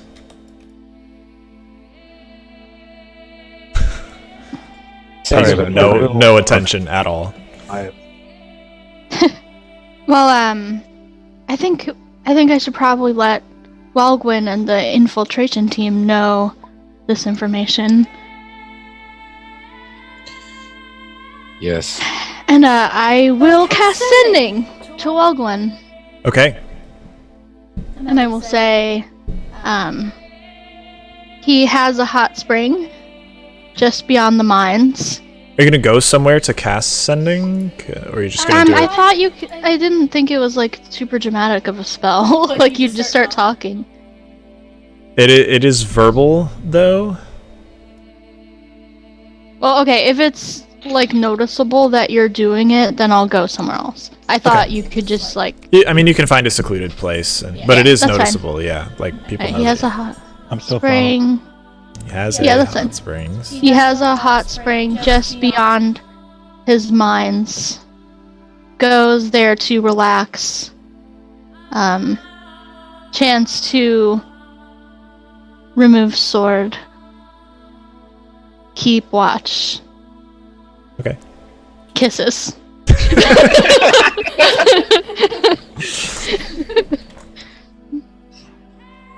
So that's And to she can reply back. She would that's to know that. Walgwyn. Yeah. So you hear those words emanate in your mind. You recognize the voice as Nerida.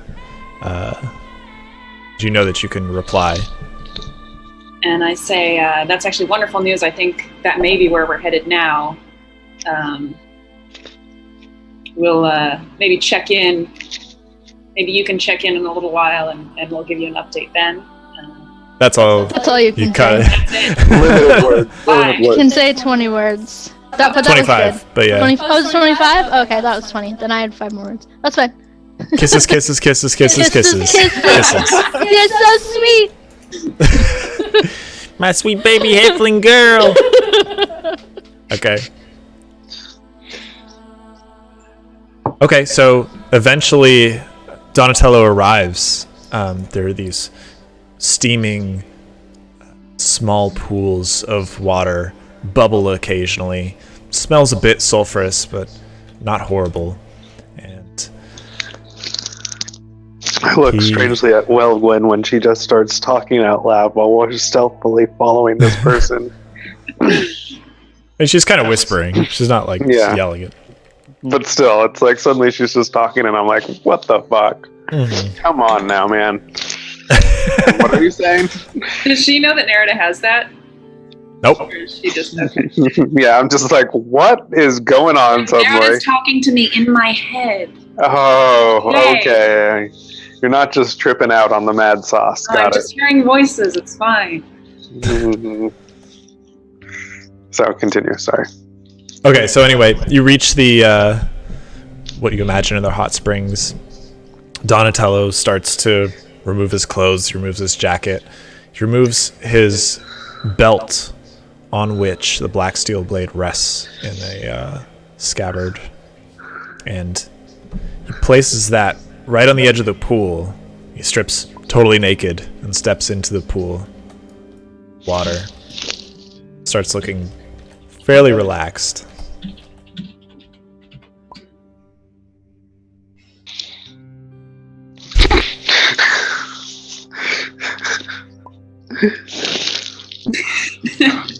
Oh my, the chat is being ridiculous. The same detail you use when you describe like a monster.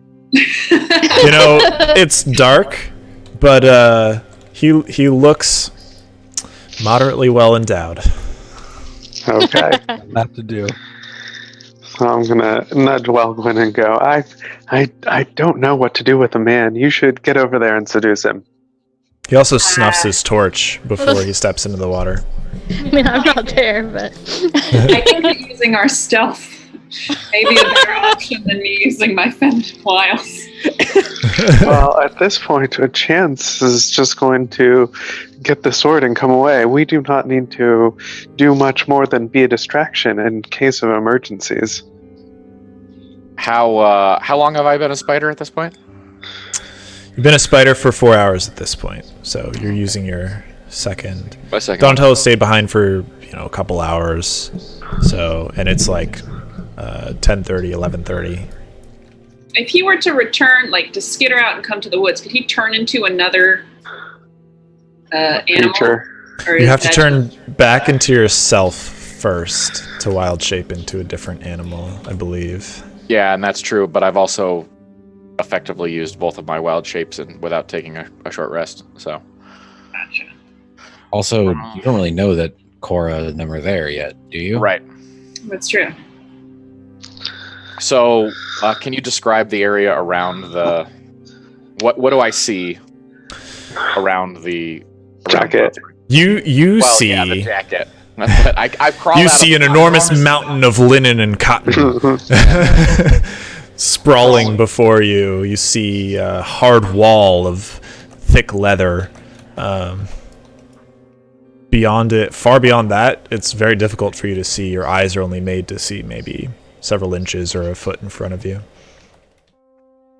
Spiders have 30 feet of dark vision. Sure.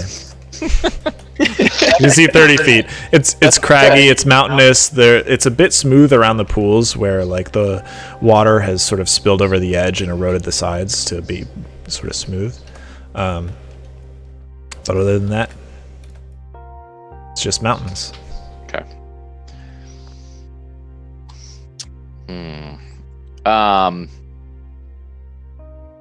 I'm gonna. Is there like so? It's smooth around the pool. Is there like? Is it a large clearing or are there? Basically, what I'm looking. Well, there are no trees in this whole area. Is there like a rocky portion that I might be able to hide in my normal form near? Yeah, definitely. Without showing myself to Donatello. Okay, then I'm going to slowly crawl that direction. Okay. Do you make it behind some craggy area where you think there's enough room to hide your tiefling form? Mm-hmm. And your spider form grows into your tiefling form. Do we see him? You don't have dark vision, so no. And also he's hiding like from the... I assume you're hiding behind some craggy formation or like ducking behind some shelf as well. Yeah, just if he like came our direction or something. No, you do not see him. Cool, and then... And in fact, he doesn't know you're even there. Yeah, he doesn't see us either in that case. Can I quietly cast Pass Without Trace with using my staff? Not quietly. Well, not super quietly, but can I like whisper the verbal portion? It's coming from my staff. Yeah, but you still have to like say the words and invoke the spell. Mm-hmm. How close am I to the pool at this point? You're probably like 20 feet away. Okay. You feel like he'll probably hear you. Make a stealth check. You could try. Yeah, I don't know if I feel like gambling with that. Like, you basically have to speak the spell at normal speech volume. You can't just whisper it. And it's peaceful and serene and quiet out here. So I'm gonna try to stealth around to the other side from Gwyn, because I think Okay. we should be on opposite sides where we could possibly still see each other. You definitely won't be able to see each other because there's no light. Okay. You sneak like crazy. You are the shadow. You are the ghost. Right. Happen to sneak over Lost while I'm doing it. Go the wrong way. Yeah. Roll 3d6. Okay. 3d6. I mean, there's only 2 ways to go, so. It's Yeah. true. You definitely do not find any trace of Lost as you move. Okay.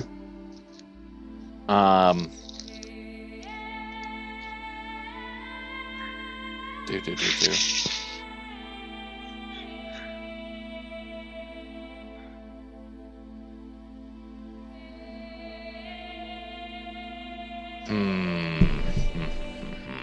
Something to do. It's very dark here.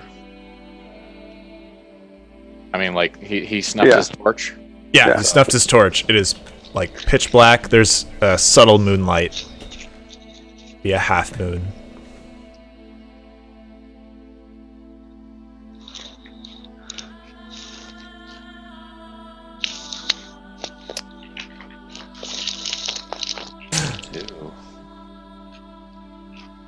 Thinking deeply about what I should be doing.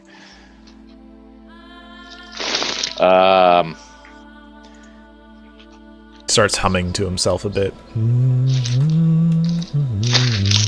Can I now whisper "Pass Without Trace" because he's humming?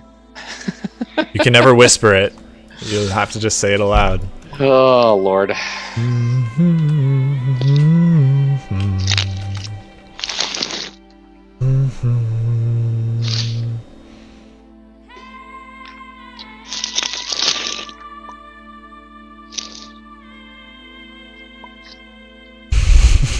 What are we doing? Yeah, you know what? I mean, I'm 20 feet away and he's humming.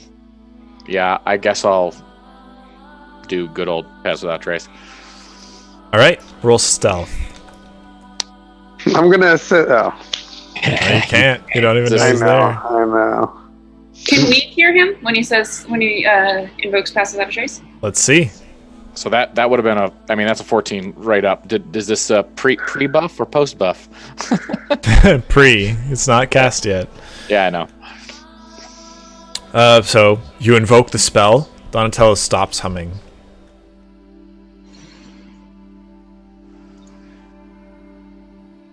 How far away from me is Cora? You two definitely heard him as well. And We're where on the opposite sides. Well, so insight. We have to insight check. Did he hear him, or did he just, he's? You can't even unsettled? see Donatello to insight check him. Like, so But we heard him stop humming. I can you hear heard him stop humming. So do I know where he's I can tell. Can I tell what direction he's facing since I have dark vision? Is he facing away from me? Yeah, he roll 3d6.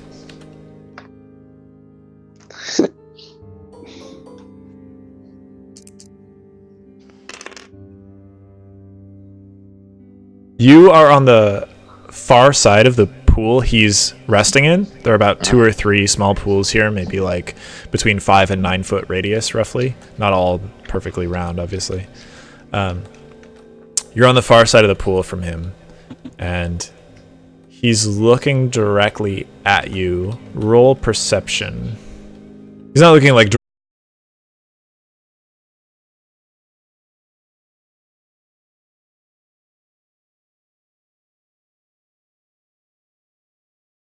Maybe Okay. let's like 20 feet behind him.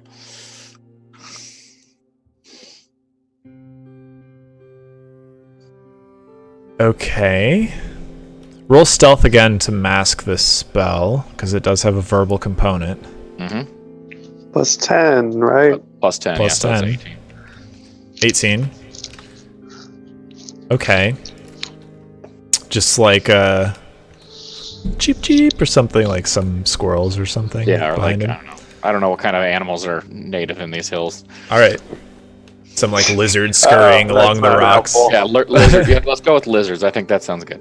Okay. Lizards howling. So Rednecks playing guitar, banjos. okay. So he sort of glances over at the noise, towards the noise a bit, and pulls his belt towards him and grabs the hilt, the handle of the sword.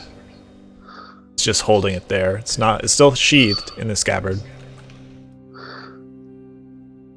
Okay. I'm going to remain quiet now and see if he relaxes. Okay.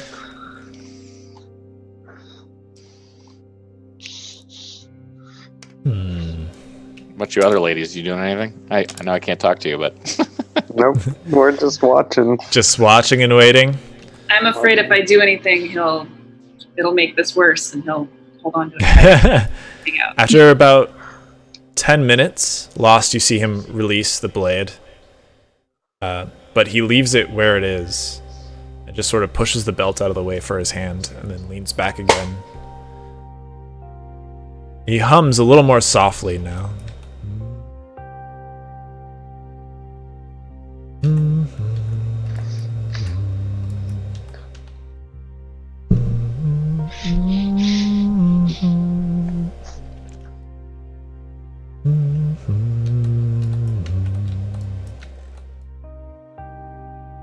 Looks a little more relaxed, maybe. how big is the pool that he's in? You would guess like 6-foot radius or so. So sort of oblong.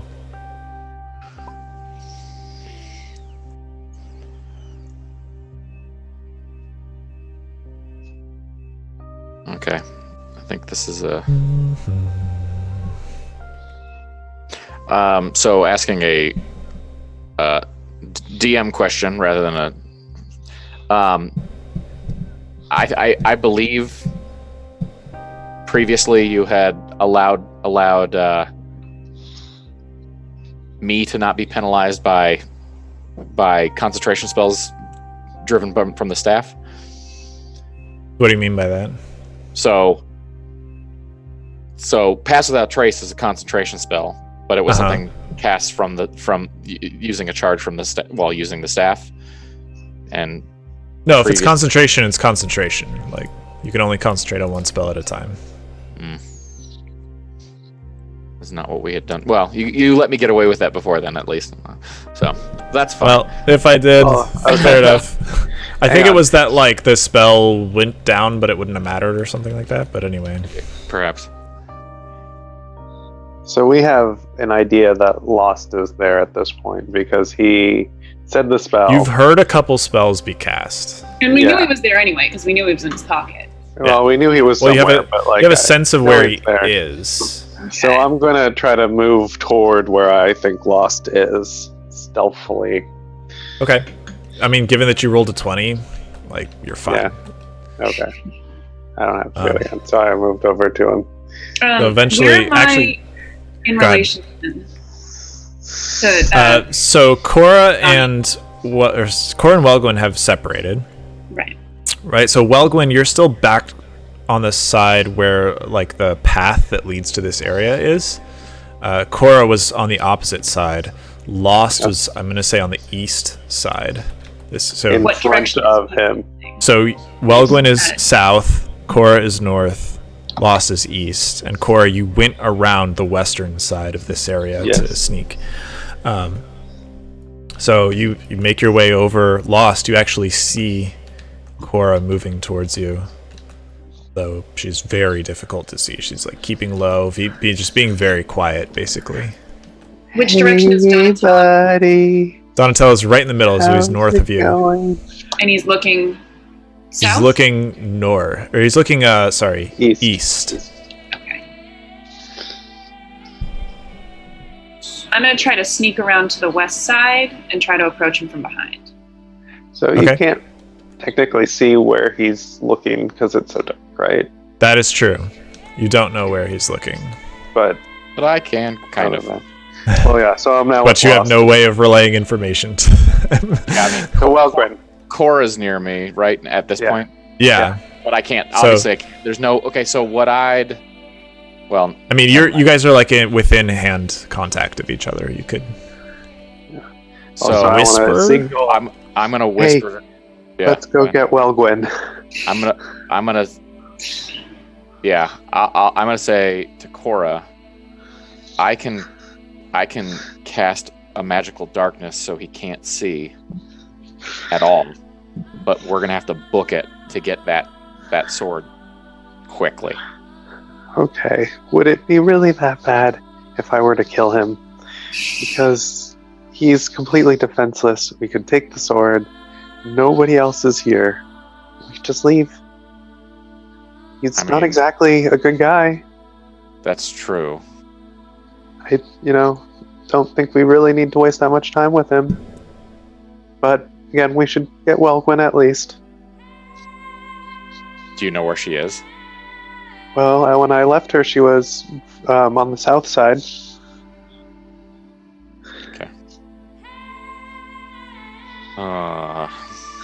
I'm still not necessarily sure we should kill him, but this is getting complicated.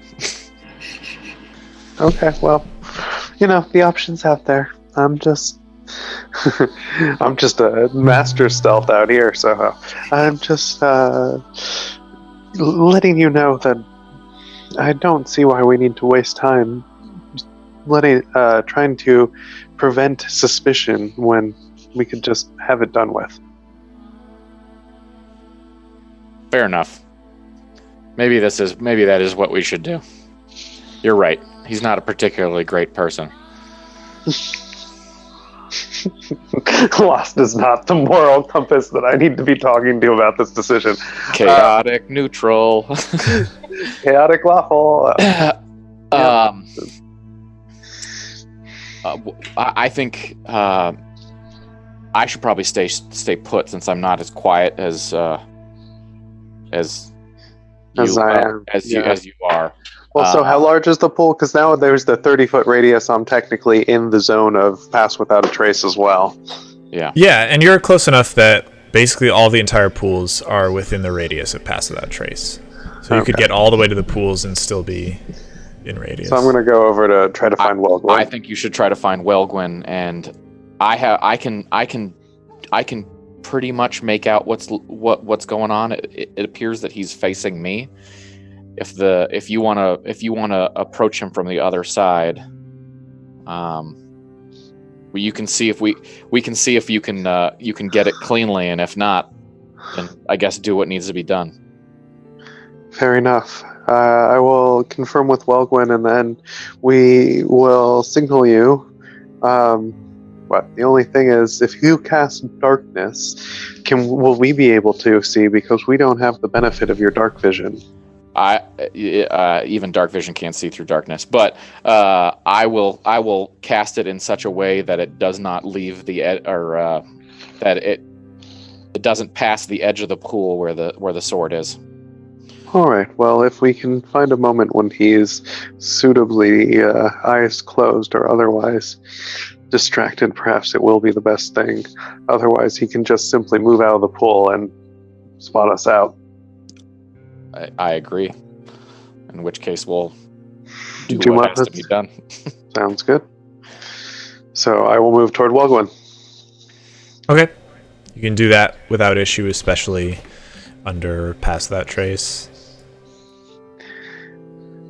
So, Wellgwen, I spoke with Lost, and we both agree that while going forward with stealth makes the best sense, it comes to it, and it will not be a loss if we must just murder this horrible man. Okay, I see where you're coming from. And I appreciate that. I think it may possibly draw some unwanted attention to us. No one saw us come out here. No one knows that we were hired to get the sword other than your employer. And they're the only ones who necessarily need to know if we get the sword. So I don't see an issue.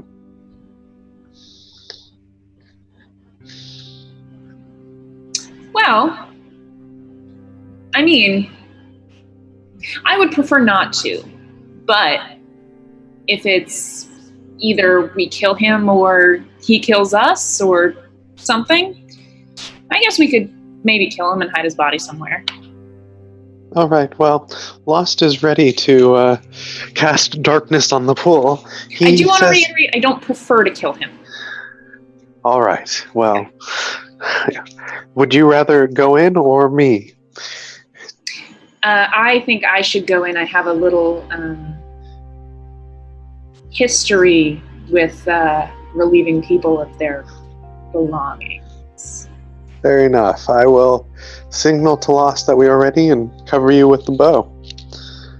So I'll All right. slide into position, knock my bow, and kind of like eyeball over to the other side. So I'm going to watch as best I can Welgwyn's approach. Okay. And when she is, let's say, within 5-10 feet. I'm sneaking. Am I currently moving, or am I getting ready to move? Because I don't know. I mean, we're just all preparing. I was gonna have you So roll stealth. preparing for you to move. When she's within like 5 feet of the sword, I'm gonna cast darkness. Now it's got a 15-foot it's a 15-foot sphere, so I want to make sure to place it so that it's to the edge of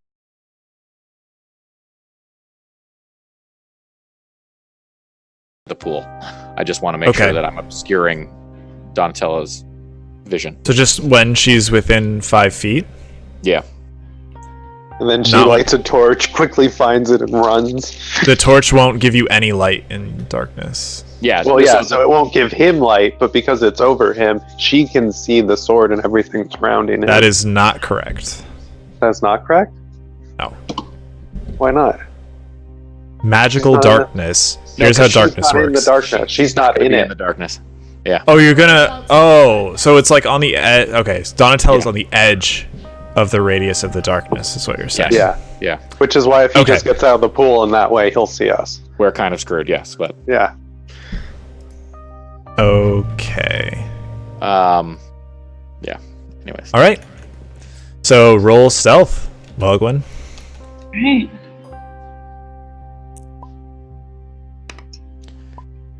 And that is plus 10. Oh. Plus 10, 6. plus 10, plus 6, so it's, yeah. So 29. 29.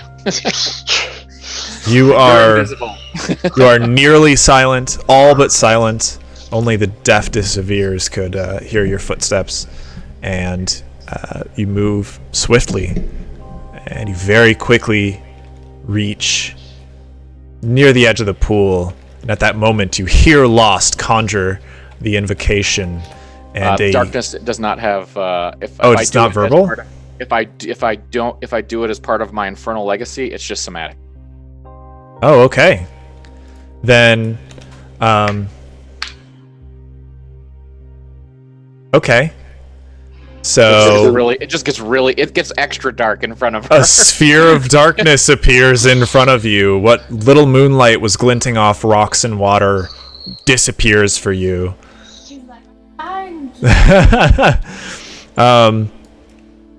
Yeah, you are like on top of the sword, basically, and his coat and clothes. Okay, I'm gonna try to grab the sword out from that pile of clothing. Okay, it is still dark for you, so it's hard to tell what's what. Okay. Maybe Are I you just gonna- grabbed the whole pile of. Just grab the whole pile of everything. Roll sleight of hand. Okay.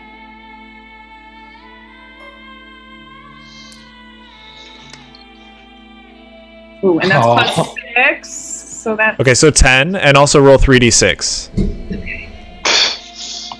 Get low, I think, is what we're succeeding on. No, you want 6s. Okay. Oh, you want 6s. Ones, importantly, and 6s. Okay. You hear... Oh, well, you don't hear anything, actually. Oh, okay. I never like that You sound. grab up a handful of whatever you can, and you feel the leather belt, and you sort of like hear the scabbard clinking against the stone underneath you. You see an arm, well, you don't see, you sort of see in the gentlest moonlight, like an arm reaching out desperately towards where the hilt of the sword was, and doesn't find it. So you have like some clothes, not all of them, and you're just like pulling at the belt and like dragging the sword along the ground. You hear like a ton of splashing from within the sphere. What are you doing?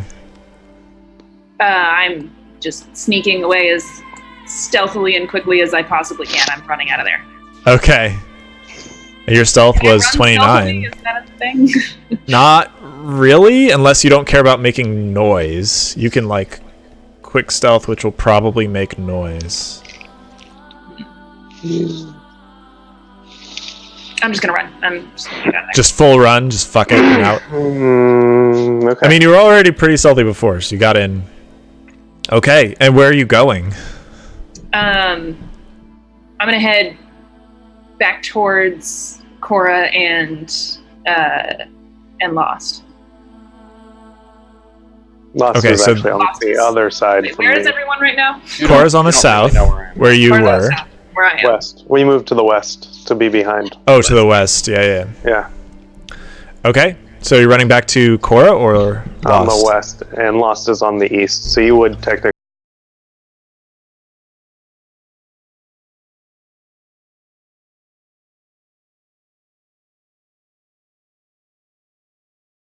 Keep him naked. Let's embarrass him. Let's keep him. Let's keep him. See what else we got. Yeah. He also had on him. So, seeing that she's gotten away and seeing this naked man standing near the pool. Well, you can't see him because there's a sphere of darkness between you and him. And you actually can't see that she got away either because there's a sphere of darkness between you and him. Okay. Well, couldn't he position the darkness lower so that it was just over them? It's okay. Yeah, it's No, it fine. has to be like a point within sight. Yeah. Okay. But isn't he close enough to hear the splashing and commotion? He hears the splashing. You hear the sword like clinking on the rocks. You hear someone muttering under their breath. Yeah, but I'm not really going to do much more because I'm Just sitting. not super stealthy. Like I might. So. Yeah. So I would go back over to Lost then and tell him, and we would all get out of here. Yeah, that's probably the best idea. Or is, you can even just move out of, like, if you start moving south or something, just signal where you think he is. He can probably see you, right? So Yeah. I guess so. Yeah, move around the sphere and kind of make a little hopping. Just kind of hop up, just try to be tall enough, like waving my arms at him. stealthily. You're stealthily Stealth- waving your arms at me. Stealthily. Well, because it's still dark, right? So you have dark vision and he does not. So in theory, that would be fine. okay. If he lights a torch, I would immediately, not do that. But So Donatello at this point is he actually just gets back in the pool. Kind of strange. Suspiciously chill.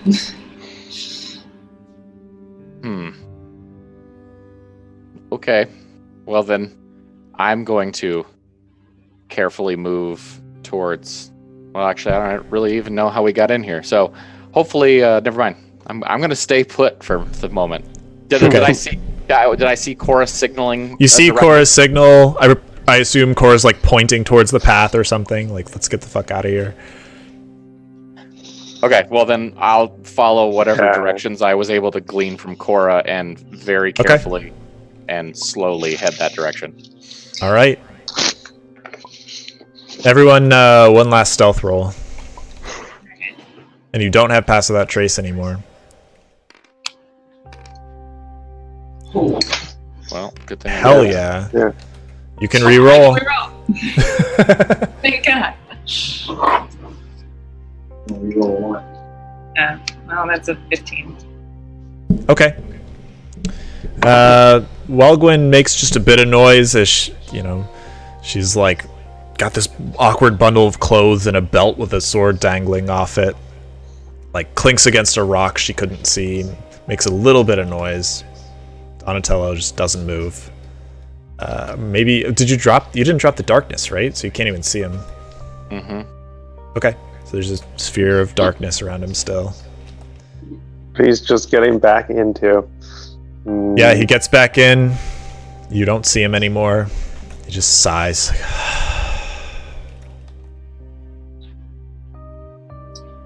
At least it's dark. Change which pool he's in, but apparently not. Nope. So I guess when we're out of range and at a safe place, someone should inspect this sword to make sure. He seemed awfully calm after we took it. I just have concerns that this may not be quite the thing that we were looking for. Yeah, it doesn't seem right to me either. I think we maybe need to look at this and see what's going on. All right. Perhaps at the inn with the others. After all, I hope they retrieved my things from the coat check. Yeah, I assume you got your stuff back before you left. Okay. So you're having this conversation basically like on the way back to the Festuatum. Yes. Are you going to the Festuatum? The rest of your party is there. Alik and Nerida, I think. I don't think we would want to take the sword to the Festuatum. Oh, that chance. seems like it. Even hidden, I don't think we should bring this into the Festuatum. Maybe we should store it at Jirashi's for the time being, and then bring the rest of the crew back. I agree. Okay. No So you safe go route and right under your enemy's nose. you go and stash the sword at Jirashi's in your room, in your packs, whatever, somewhere. Are you like hiding it within the room, or are you just leaving it there? I think we should hide it. Alik's bag. If anyone's gonna get blamed, it's him. Oh. I love you, dwarf buddy. So you put it in Alik's bag? Yeah. Okay, so it is like hidden Alec from sight. would be not super okay with this happening. in his bag. But he doesn't even know. No, he doesn't I know think yet. that his god is actually going to be keeping an eye on things, so we may not want to mess with him.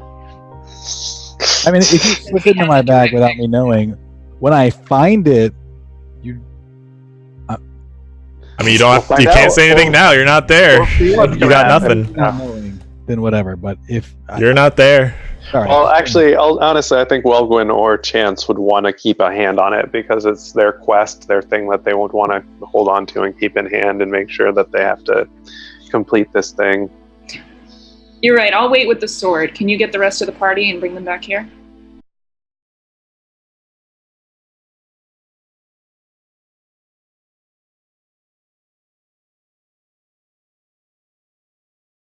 And I, as much as I do intend to hand this over to the person who assigned us this responsibility, I do want to check it out and make sure that we know what it's all about before we hand it over to anyone who could possibly make our problems more complicated. Well, that wasn't much of an answer, but I'll leave it alone for now. Just don't try that fancy talk you use with the nobles on me. I can suss you out. I would never. And I promise you, if everything checks out, you'll be well paid. Payment isn't always the only thing I'm concerned about. That I'll toss up my head and stomp away. Someone who's finally the same size as me, almost.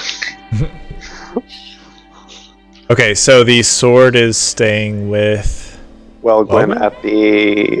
at Jirashi's. Yeah. She's staying there, and Lost and Cora are headed back to the Festuatum. Yeah. correct? Okay. Correct. Unless Lost, you think she needs a bodyguard / does not just turn around and try to pawn this off on us. No, I think it's a good idea. Yeah, I think it's a good idea. We go together. Yeah. Okay. So we're going. Just throw the sword under a mattress, just so I'm not literally holding it. Okay. With it. All right, so Lost and Cora head back to the Festuatum, where Alik, Chance, and Nerida have been nervously waiting, perhaps drinking lightly, picking at leftovers from the party, trying to be inconspicuous.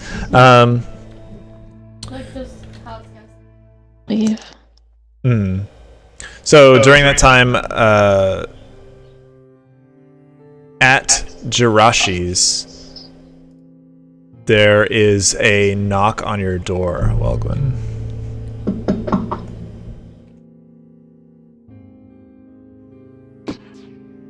Who's there? Welgwyn, it is Thrusha Mistaflis. Right.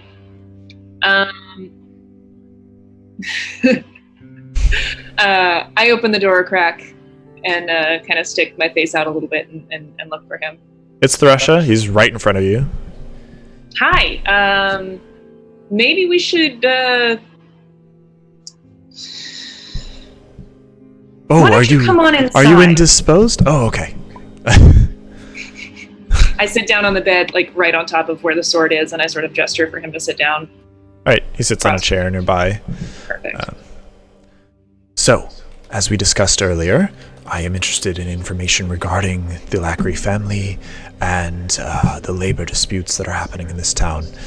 Basically, any kind of information relating to that would be of value to me, and you will be handsomely rewarded. If we're talking gold, I would say 500 for some appropriate amount of information, a good lay of the land, who the major players are, where their stance is in the conflict, perhaps even a little bit of your personal insight onto where you think the conflict might head.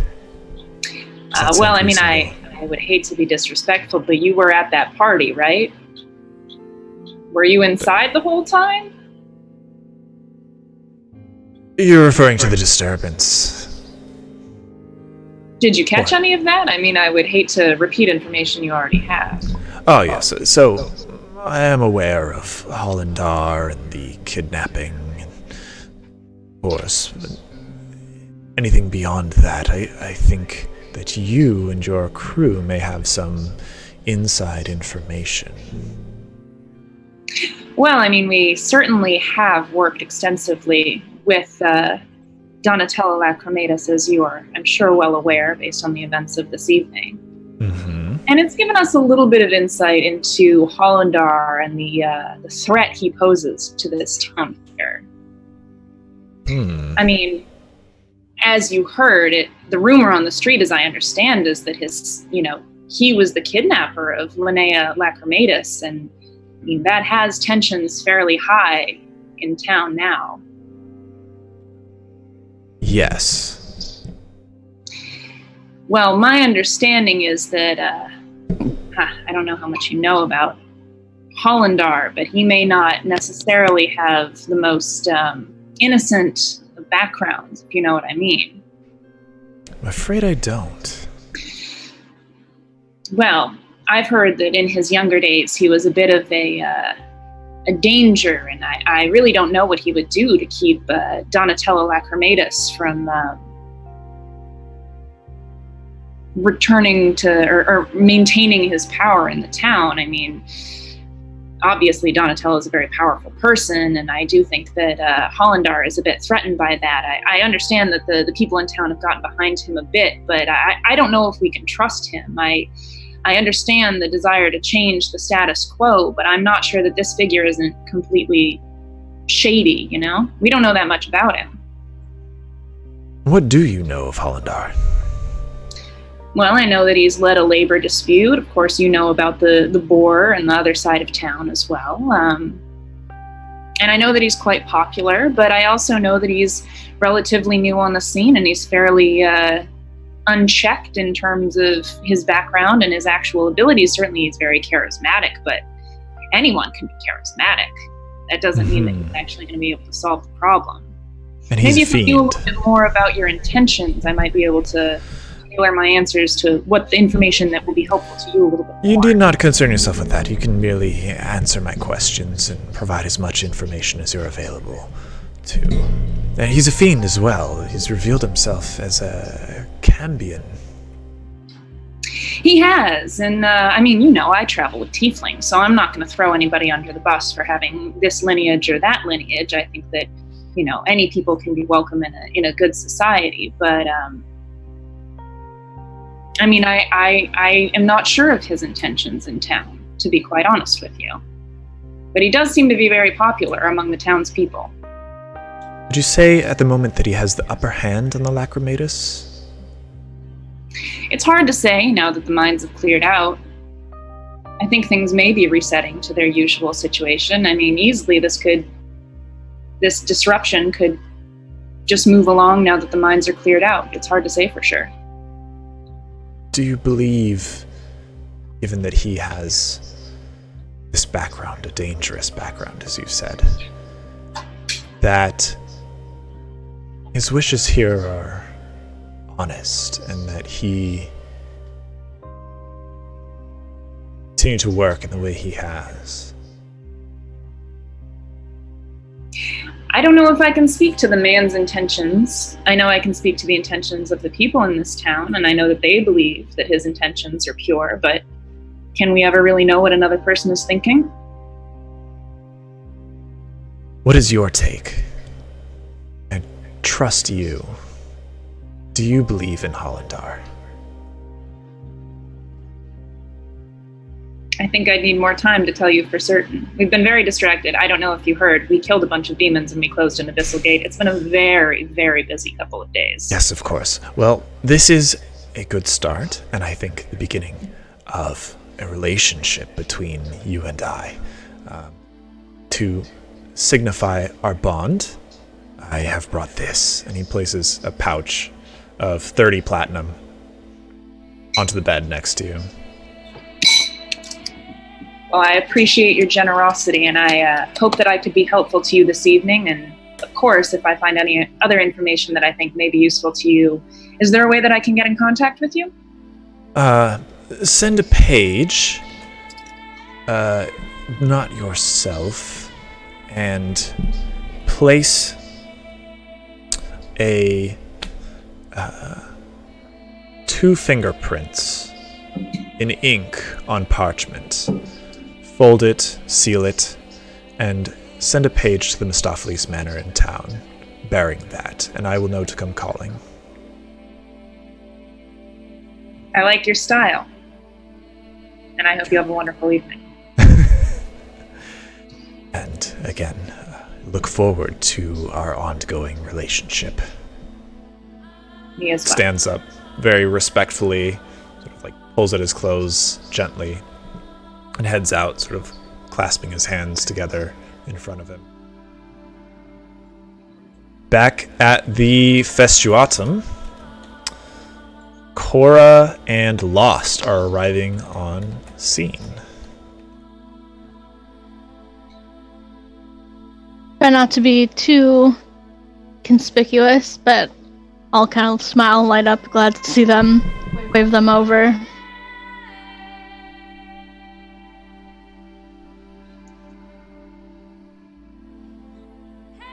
They have So- nothing to say. We all gather together, I assume. I was waiting for them to make it to us. Presumably you all sit at a table together. Yeah. The party has thoroughly died. It's very late. It's maybe like midnight at this point. Well, I'm feeling pretty tired. Would everybody like to head back to our rooms? Been quite a party. Yes, I'd like to check on everyone, make sure that all parties are accounted for. We can tell stories of the night's events, recount the party.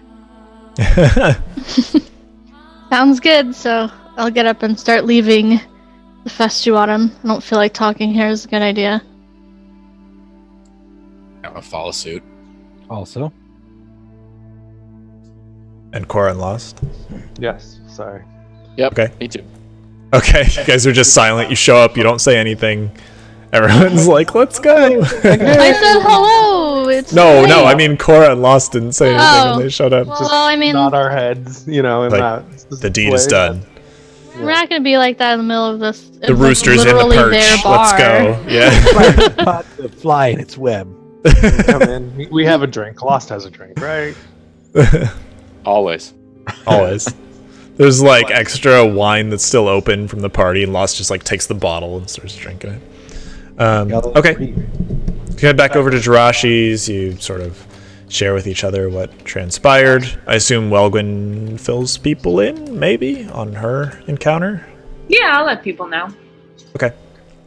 I'm trying Lost to got paid.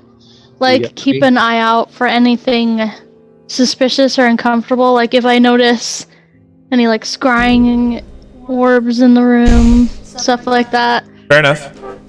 I know it's hard to see, but I feel on edge with Did this sword in our invisible possession. people- Did Yeah, Welgan- invisible people, stuff like that. Did Welgan choose to mention that she got 300 platinum? 30? I got 30 platinum. 30 platinum? Sorry, 300 gold. But yeah, I mean, I think it's only fair to share with the rest of the party. Oh, so fair. I'm contributing my share to the party gold. The noblest rogue alive, Welgwyn Woodbarrel. Okay, so whatever, you exchange gold, you exchange stories. Do you show people the black steel blade, or you're just like, no, it's in this mattress, trust me? I think we need to take a look at it, Okay. as previously mentioned. Who is How does taking the a look at breakdown it? for the money work, by the way? If we split So it, there are 6, so it'd be 50 each if you're just going to give it to people. 5 each, right? Yeah, sure. Let's just do Or that. 5 plat, 50 gold, yeah. So everyone gets 5 platinum. However you want to count it. Can I inspect the sword? I am a smith, after all. Sure. It's 10. You've never seen it drawn. All right, 4 plus whatever I'm proficient. So 3. Yeah, is it just 3? This would be shoot, what's it called? That skill. Oh, investigation. That's right. Oh, okay. Then plus 1, so 5. Okay. I mean, it looks like a sword. You think it's probably the black steel blade. Looks really well made. Well, it's not an obvious fake, but I can't really tell you much more than that. Certainly heavy. Like when you hold it, I scratch it with a coin and I say, I don't think it's made out of tin. you try to scratch it, and it utterly resists all attempts to scratch it. Yeah, that's what I meant. This tin Yeah. would be scratched. Does anybody else have investigation? No. Can anybody else give us a more thorough determination of this object? I mean, me and Lost did meet quite an interesting character earlier who mentioned she had powers of enchantment for items and whatnot. She might be able to tell if this is the real one and what's going on with our sword. Are you sure that we Can- want to show a sword that yeah. we just stole from the Yeah. most powerful person in town to a random woman you met at a party? Yeah, Yeah. she seemed to be I mean, I wasn't necessarily really sure that there was any love between them, but she definitely knows the Lacrimatus, like, closely, because Donatello was trying to kick her out.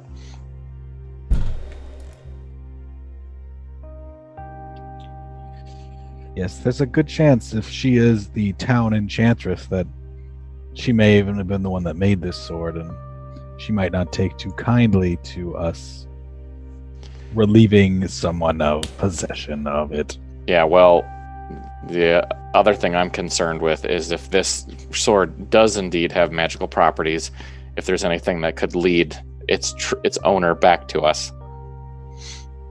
Yes, he did seem quite attached to it all the time.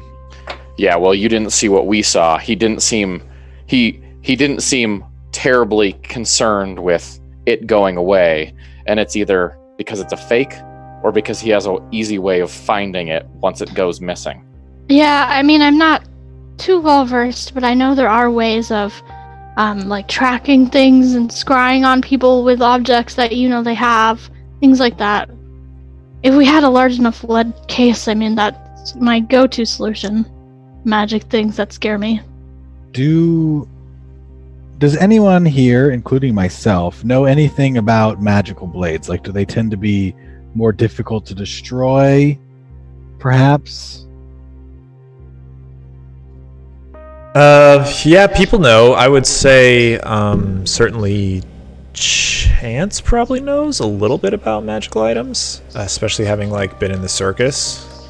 Chance, what are some tests we could do to distinguish a magical item from a regular item, and then determine, maybe help us at least gauge whether it's authentic or not? This is Well- also kind of up thieves' alleys. You could try to melt it in a forge, for example. It should resist that. It should resist most deformations and attempts to destroy it and things like So that. I could hit it with the Crushinator. Just as a note, if you do destroy it, we are not going to get paid for all of this. But if it's magical, it shouldn't be destroyed. But if it's not magical, we've destroyed. And our contact never made mention of it being specifically enchanted or magical. They simply asked us to get the sword. So on that note, why are we retrieving the sword for this person? Who are they, and what exactly? You never quite explained what the situation was. Well, Because he's an evil man. Enough said. I mean, I would like more details. sadly, I there's not a lot to appreciate get. that Helm sees things as more black and white, but after risking life and limb to sneak into the darkness and retrieve this from that evil man, I feel like I'm entitled to a little bit more information. You were absolutely ready to shoot him in the face without any additional information. So this is a compelling change of pace. I glare at Cora. You were what?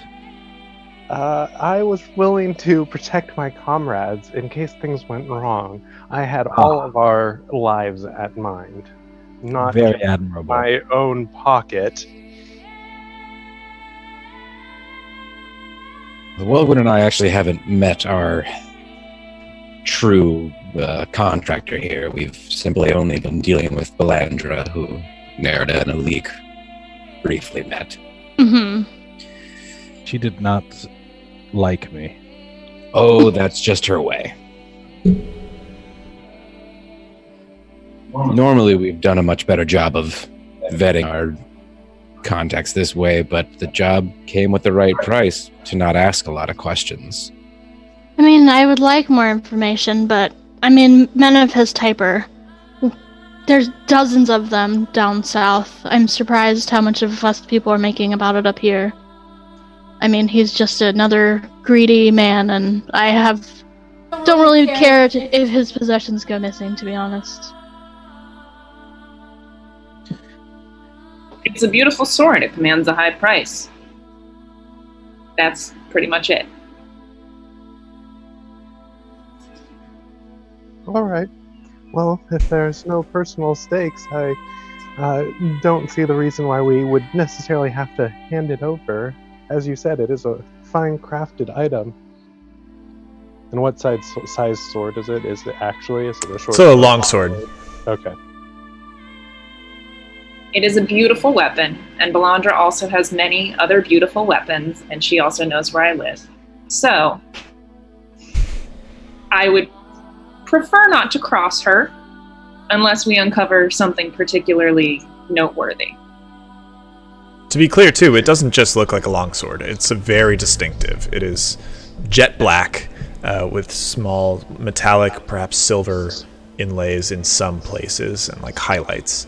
The shape of the blade is very, it has sort of angular shelves where leading up to the flat, and then the blade sort of curves down into a very sharp point at the edges and tip. I mean, I would like to get this out of our possession as soon as possible, because not only are we pretty high up the list of suspects after asking him about the sword so much, Like I said, even if it's not magical, with this sister having such magical abilities, she could easily track us or trace us as long as we have this. I You agree with mentioned that you saw Melandra at the bar this evening. Do you know where did she mention where she's staying in town? Can we unload this quickly? Chance? I don't remember where she said she would be, but she's Too much to drink. yeah. Rostasia really got me with that stuff. I don't know how you would question that thought. Definitely did not tell you where she would be. Yeah, okay, good. Classic Belandra. Yeah. I could send a message to her since I've met her if we want to meet her now. I mean, you've met her, but I think... It just has to be someone you're familiar with. You don't have to know I would them say all. you're not... You know what? Go ahead. You can... Okay. I Do we want to meet with her now? We should try, but are you sure you wouldn't startle her just talking out of nowhere? Oh, I will startle her, but she'll know who sent it, and we'll figure it out. It's not the most polite of things to do, but We should frankly, meet her. I want to get rid of the sword as soon as possible. We should meet her somewhere else. It's not Jirashi's. Fair enough. It's Where would you just like the to meet three her? of us. Just the three of us should meet her. Nerida, Wellgood, and myself. The rest of the party should be close by, but not with us when we're presenting the sword. If we do want to try and take this from her in case things go poorly, I think that'd be the best course of action. Well, I you should haven't- also not have the sword in hand when meeting her and signal when you're ready to receive it, just in case it's an ambush. I think that's a good idea. I can only send one more message after we contact her. Well, should we hold off for tonight and have full abilities for tomorrow? I mean, I can only do it 3 times in general, so Tonight is better. And yeah, a very small window, like say pick it up in 5 minutes, so she doesn't have time to organize any tricks if she's planning ill intent. And let's keep it in some place that's good home territory for us. How about the Western Boar? sure, I guess. What the Vesturatum? Well, that might be interesting in a different way, but over the portal to Tomanok Jones, just in case. That's quite a long journey. I mean, we took a couple days getting there. The Western Boar might be the safest bet. It's unlikely that there will be any of the Lacrimatus guards around. How far is that from the spring and everything? I mean, there's a chance he's traveling back. We wouldn't want to run into him on the road. Several miles. Well, he's full on naked, so he's gonna require some kind of. I mean, he He had a might few not clothes be left. a shy man, and he might run into town screaming, "They stole my clothes, guards!" And Did we I get feel a like- hand charge? No, No. I doubt it. No, we didn't get anything interesting. Just some fancy clothes. Yeah. Yeah. Well. Okay. All right. Do you want to contact her and have her meet us at the Western Boar okay, immediately? I long will will it take? send. I mean, if we saw her in town, so it'll probably take us all around the same amount of time to travel there. Great. Have her meet us there as soon as she Okay. possibly can. I cast sending. Okay. I say, we have acquired the sword. Would like to hand off immediately. Meet us at the Western Boar. Now. Guesses. We are on our way there. Okay. So you envision Belandra, you know her name, you know her voice. And as you cast the spell, you're sort of in the middle of your message and you realize this isn't working. Like, there's no recipient at all. Okay. Sorry, guys, it didn't work. Do we have another way of getting in touch with her? I'm not sure why. Maybe she had a disguise on when I met her, or... There's always a chance that it's a fake name. Like, do I understand at all why it didn't work? It's, I mean, you know of a number of reasons why it might not work. Magic that's cast over distances. Like, you know that this spell can fail. There's a small chance that it fails if they're on a different plane of existence, for example. There are ways to, like, insulate yourself from certain kinds of spells magically. That's possible.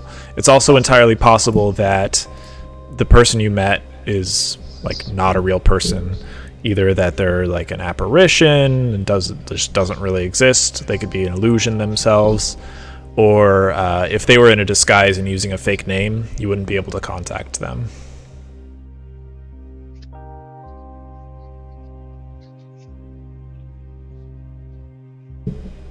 So we have to wait for her. That seems likely, and it makes me a little nervous. She knows where we're staying. She'll likely meet us here then. Yeah, working with newer fences always makes me a little bit touchy. I guess this is going to be another one of those learning moments for us. Fences? What's a fence?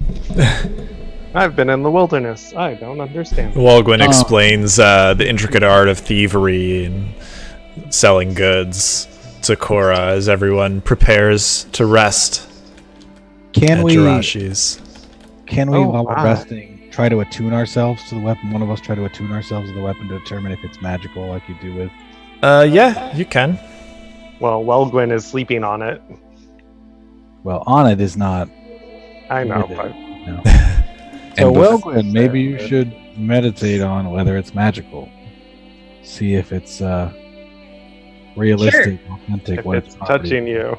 So. What does that involve? You just kind of focus on it. You can swing it around and like see how it works, kind of thing. Okay, so sort of play with it a little bit. Yeah. Before we go to full rest, I would also like to secure Welgun's room. They're like completely bar her door from the inside so that nobody can just happen upon her. Gotcha. So you're sleeping in the room with Welgwyn? Yeah, I guess that's the only way I could do that. Yeah. You have Okay. to sleep on the floor. So you rest for the night. Yes, Chance and Welgwyn will occupy one room. Welgwyn spends some time meditating on the sword, holding it, swinging it around. You're familiar with long swords a little bit. And you don't feel attuned to it after a couple of hours of messing with it. Just seems like a normal sword. Yeah. It's significantly heavier than most long swords that you're used to. But it has a bit more material, and it's made of some material you're not that familiar with. But you know isn't tin. It's definitely not tin. The morning arrives. I assume everyone gets breakfast, and you're reminded that the event at the Western Boar is occurring very soon. Sort of the... I gotta go now. Good night, everyone. Good night. Good night. Bye.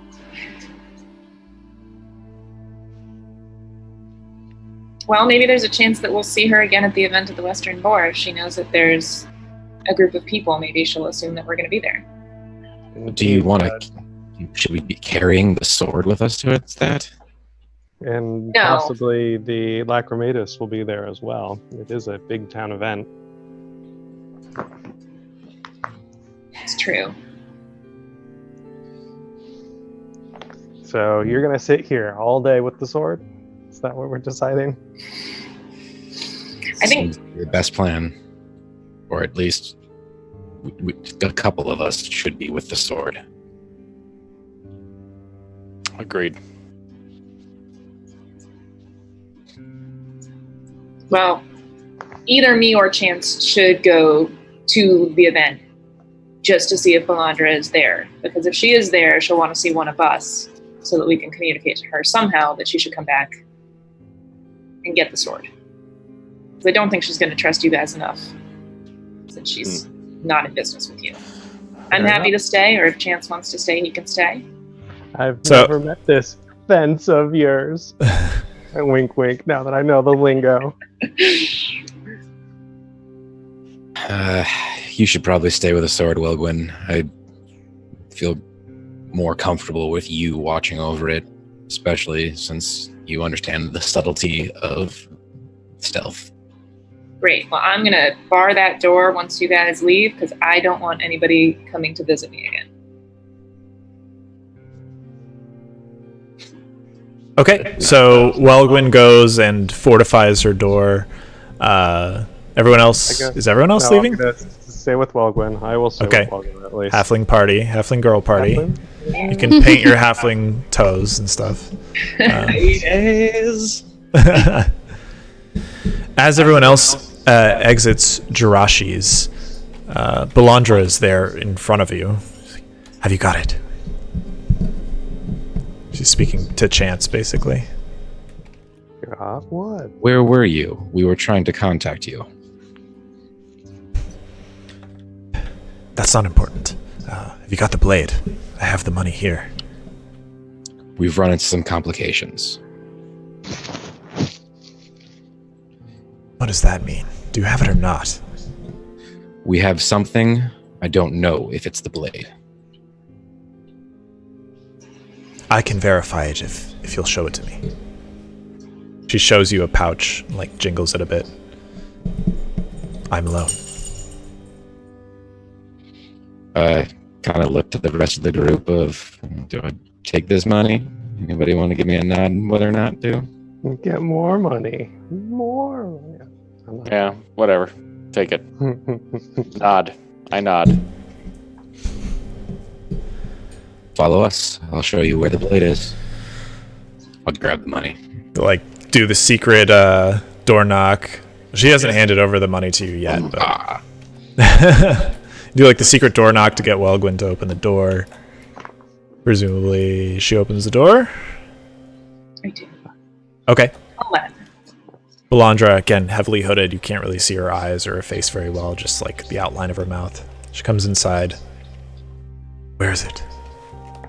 Take your hood off. Show me the blade. Take your hood off. She throws the pouch at your feet. Let me verify the blade. Take your hood off. Can I, like, use persuasion or something? Go ahead and roll persuasion.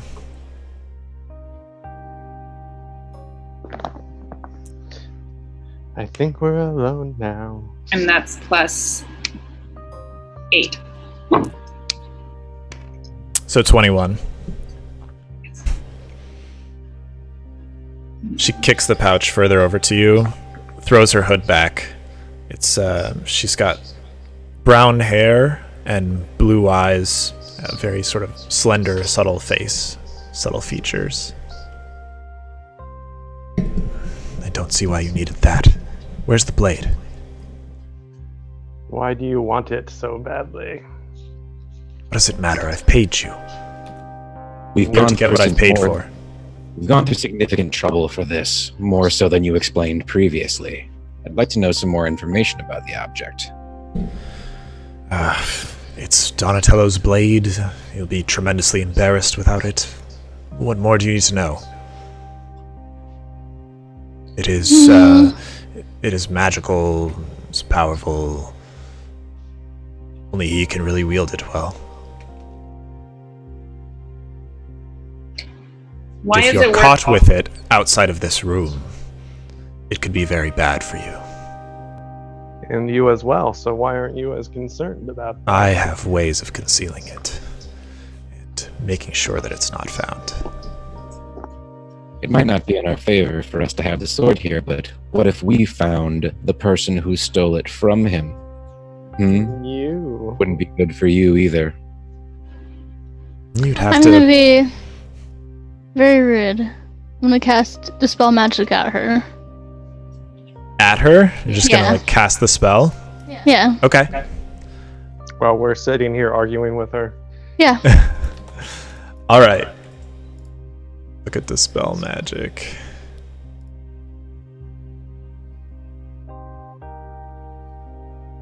Any spell of 3rd level or lower on the target Lower, it ends. just ends.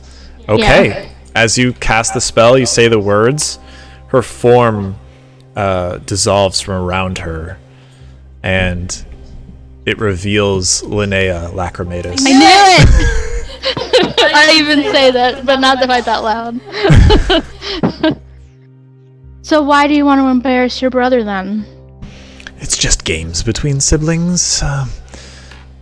No harm at all. I just think it's funny. Okay, I grew up rich, so I feel you on spending money on stupid things because you're rich. But there's a lot of money here, and it seems like an awful lot of money to hire 2 complete strangers from a completely different town to come into your town and embarrass your brother for you. So you're going to need to do just a tiny bit better than that.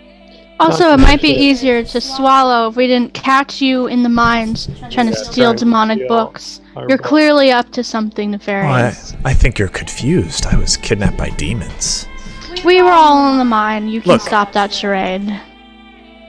Look, you've all done a great job here, and I'm very thankful. She puts 20 more platinum, counts out 20 platinum, and throws it down on the pouch. Give me the blade, let me have my fun, and I'll be off. Or you can try to keep it and get caught with it, be executed in public. Just give her the sword. Who says we have the blade? I want to be done with this. We were just talking to you. We never agreed that we actually had it. That you came up. I know that you have it. How do you know that we have it? He's my brother. Yeah? He's been on me all night about whether or not I took it. He's such a fool. He lost his So you sword. obviously stole it. I gave you all the information to do it. So wait. To back up for a second. You're saying that your brother already believes that you are the person who stole the blade. Yes, it's delightful. So what you want to do now is threaten to reveal us as the people that stole the blade, even though you are currently the main suspect in terms of people who may have stolen the blade. I didn't say I'd reveal you necessarily. I just expect that you've done good work, you've gotten your pay. Let's be done with this. You have to use a persuasion roll on us, because we're not feeling it. Oh, Except for loss. If that's the way you feel, I'll take the money back and you can have good luck keeping that blade in your possession for very long and keeping your heads on your shoulders. I don't think it'll go well for you. Cora, Now you're that you- attached to the sword, but I like money a lot. And this is enough money to make me not care, really, anymore. Anymore. At this point, it's not about the money. It's about this woman who has already tried to betray us and take our things. I am just not comfortable dealing with her personally. at least We this can- time she's paying us for the things. You can put the past aside. But what's to stop me from killing her right now? And nobody knows that she was here. Oh yes, it is much better for you to have the dead sister of Donatello Lacrimatus in your tavern room. Certainly. You doubt our abilities. We have already fought off demons. We have retreated. Oh, I don't doubt you could You're, kill me. I doubt you could escape the town with your lives. Well, that is. Or this country, for that matter. You think highly of yourself. I just feel am like known throughout most- Lathuria. For what? Your thievery? Sorry, go ahead. I just feel like what you're up to must be larger than a simple prank on your brother. I assure you that it isn't. What must I do? Can I insight Do check I you? believe in her? Yeah. Roll insight.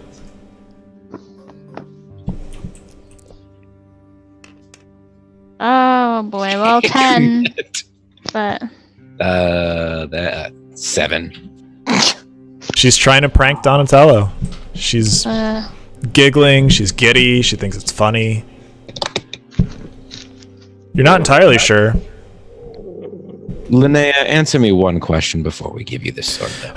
The last one. What were you doing in the mines? I was following you. For what reason? I thought that was the last question. From me. that was the last his question. last question. From Chance. I can't remember my own name. You're so drunk. You're real hungover. Drinking all day. I was following you. I was interested in what was there. Give me the blade. I need to go. Did you have anything to do with the demons appearing in the mine? No. It's not good for any of us. It's not good for my family. Childish prank on my brother, sure, but disrupting our business? Never. Okay, can I insight check? I don't believe that Now. either. All right, go for it. Our party tradition. Hey, big old 4. And an 8. The dice just really don't want 4 and us 8. to learn anything about it. You're not sure? Like, My 9. Can I insight mean- check her as well? I figure we might. fuck it, sure. Why not? Oh, Can Thomas insight check her? no, too late. God damn it. Too many people are trying to Okay. insight check. Let's just She's full of shit though. just give her the blade. Let's get this done with. I guess we don't have much of a choice. We can't keep it. We can't. We're Can I have the clothes you stole as well? I have a plan. No, that's so weird. Let us keep one know- nice thing. I don't think we should keep any of it. She was the one I was worried about scrying on us, to be honest. But All right. I feel like any evidence that leads back to us could be bad. All right. Are we all in agreement that we should give over the sword? Yes. Yes. I wasn't. I obviously. You're not. wasn't You don't asking. get a vote. Whatever. Give me the All blade. right. I say we give it to her. At least we know what really happened. Well, If nothing Cora else. was the only one who was disagreeing, and we seem to have lost Isaac. So I think. Guess we're handing over the blade. Okay. She takes the belt and the scabbard and the blade and the clothes. Very good.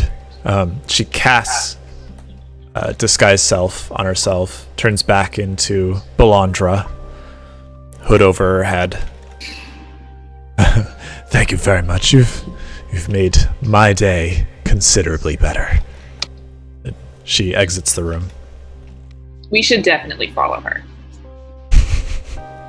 Oh, this was a bad idea. Which part? You guys were the ones who drug us into this. Yeah, I'm realizing this was a bad idea now. I'm just worried she might be able to do some kind of weird magic ritual to her brother with the sword, or I don't know. Maybe she's just gonna disguise herself as him, just like Chance was gonna do with her armor and Yeah. belongings.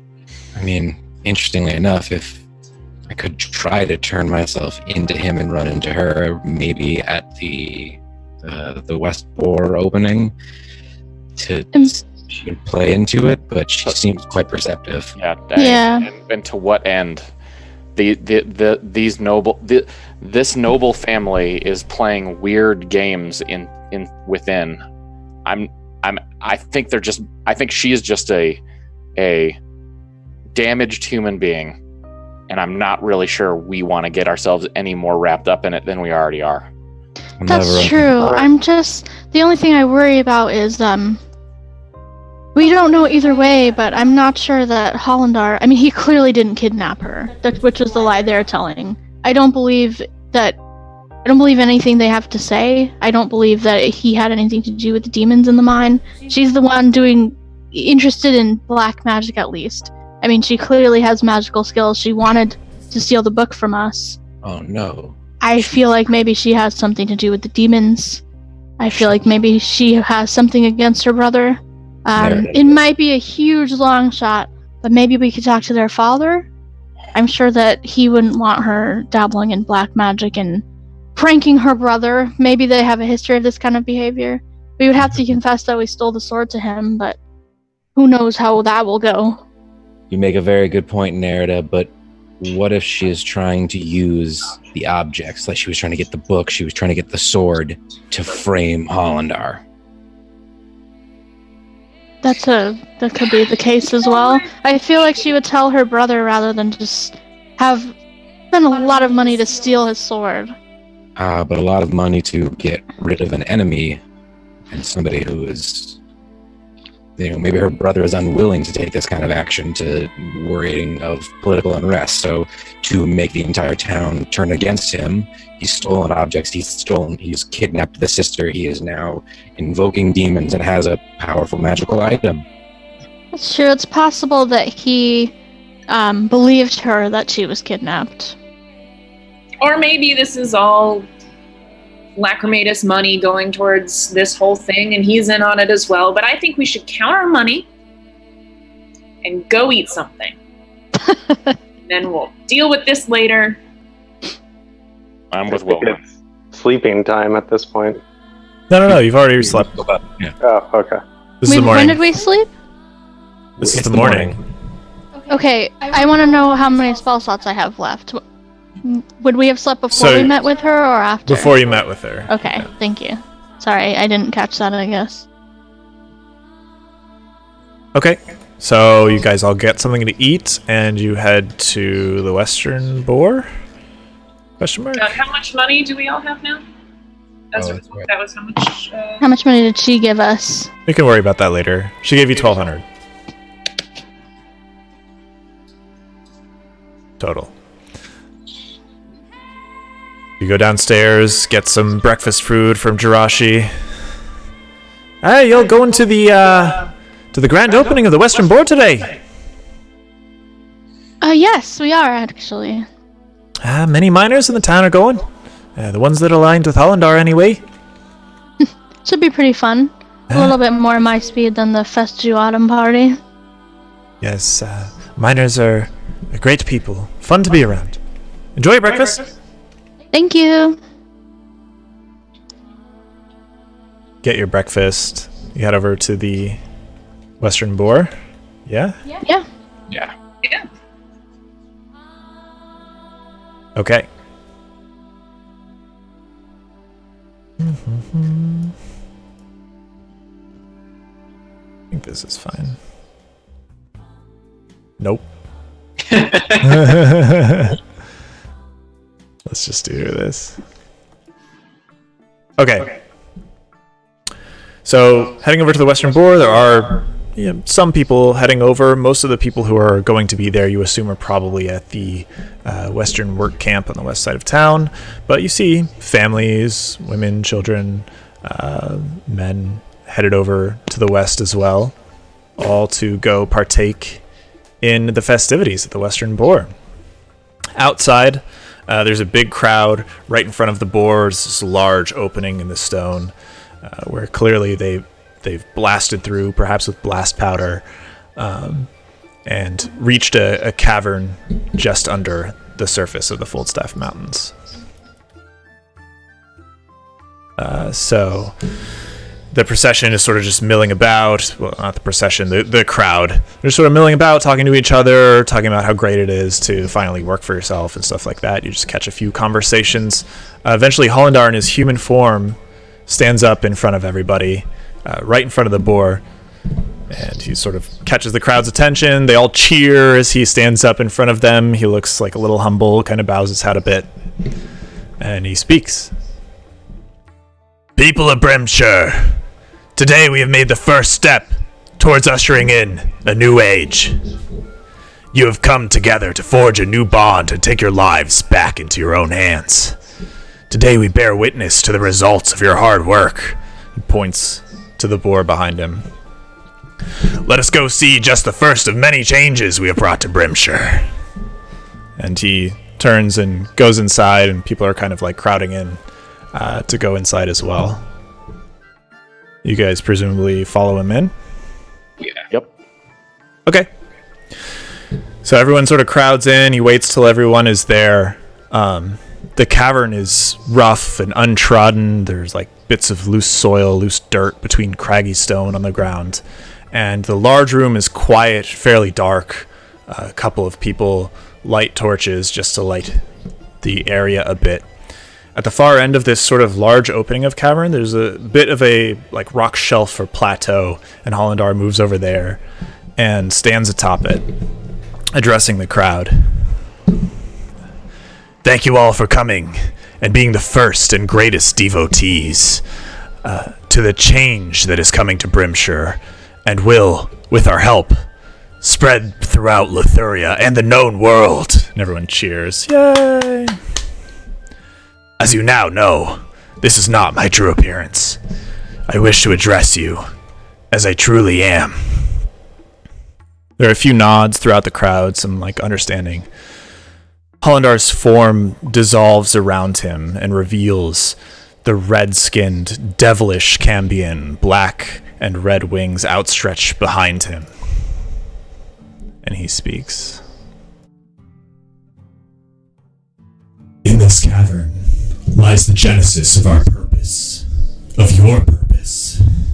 In that spirit, I have a surprise for all of you.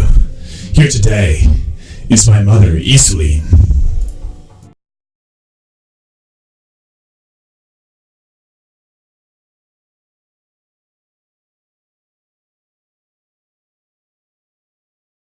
Horse hooves echoing behind it. There he is now.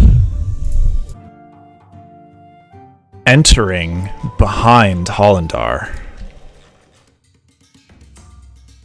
is a black horse wreathed in flame. Atop it is a giant humanoid figure with a large glaive and a third eye in the center of its forehead. Skin pale blue.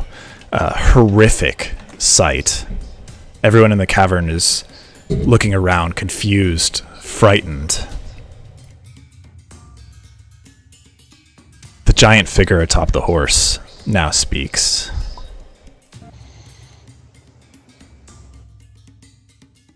People of Brimshire, I am Metakiri.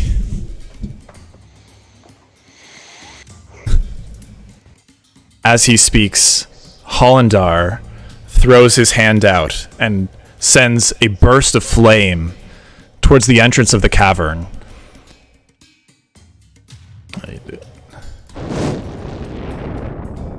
Followed by a large explosion. And rocks crumble to the ground, sealing the entrance of the cavern, trapping everyone inside. Oh no. Man, I liked Hollandar. Score. You've done well, Raphistus. This will be a grand sacrifice to Our Lady of Darkness. And that is where we will end for tonight. Oh, man. What a jerk!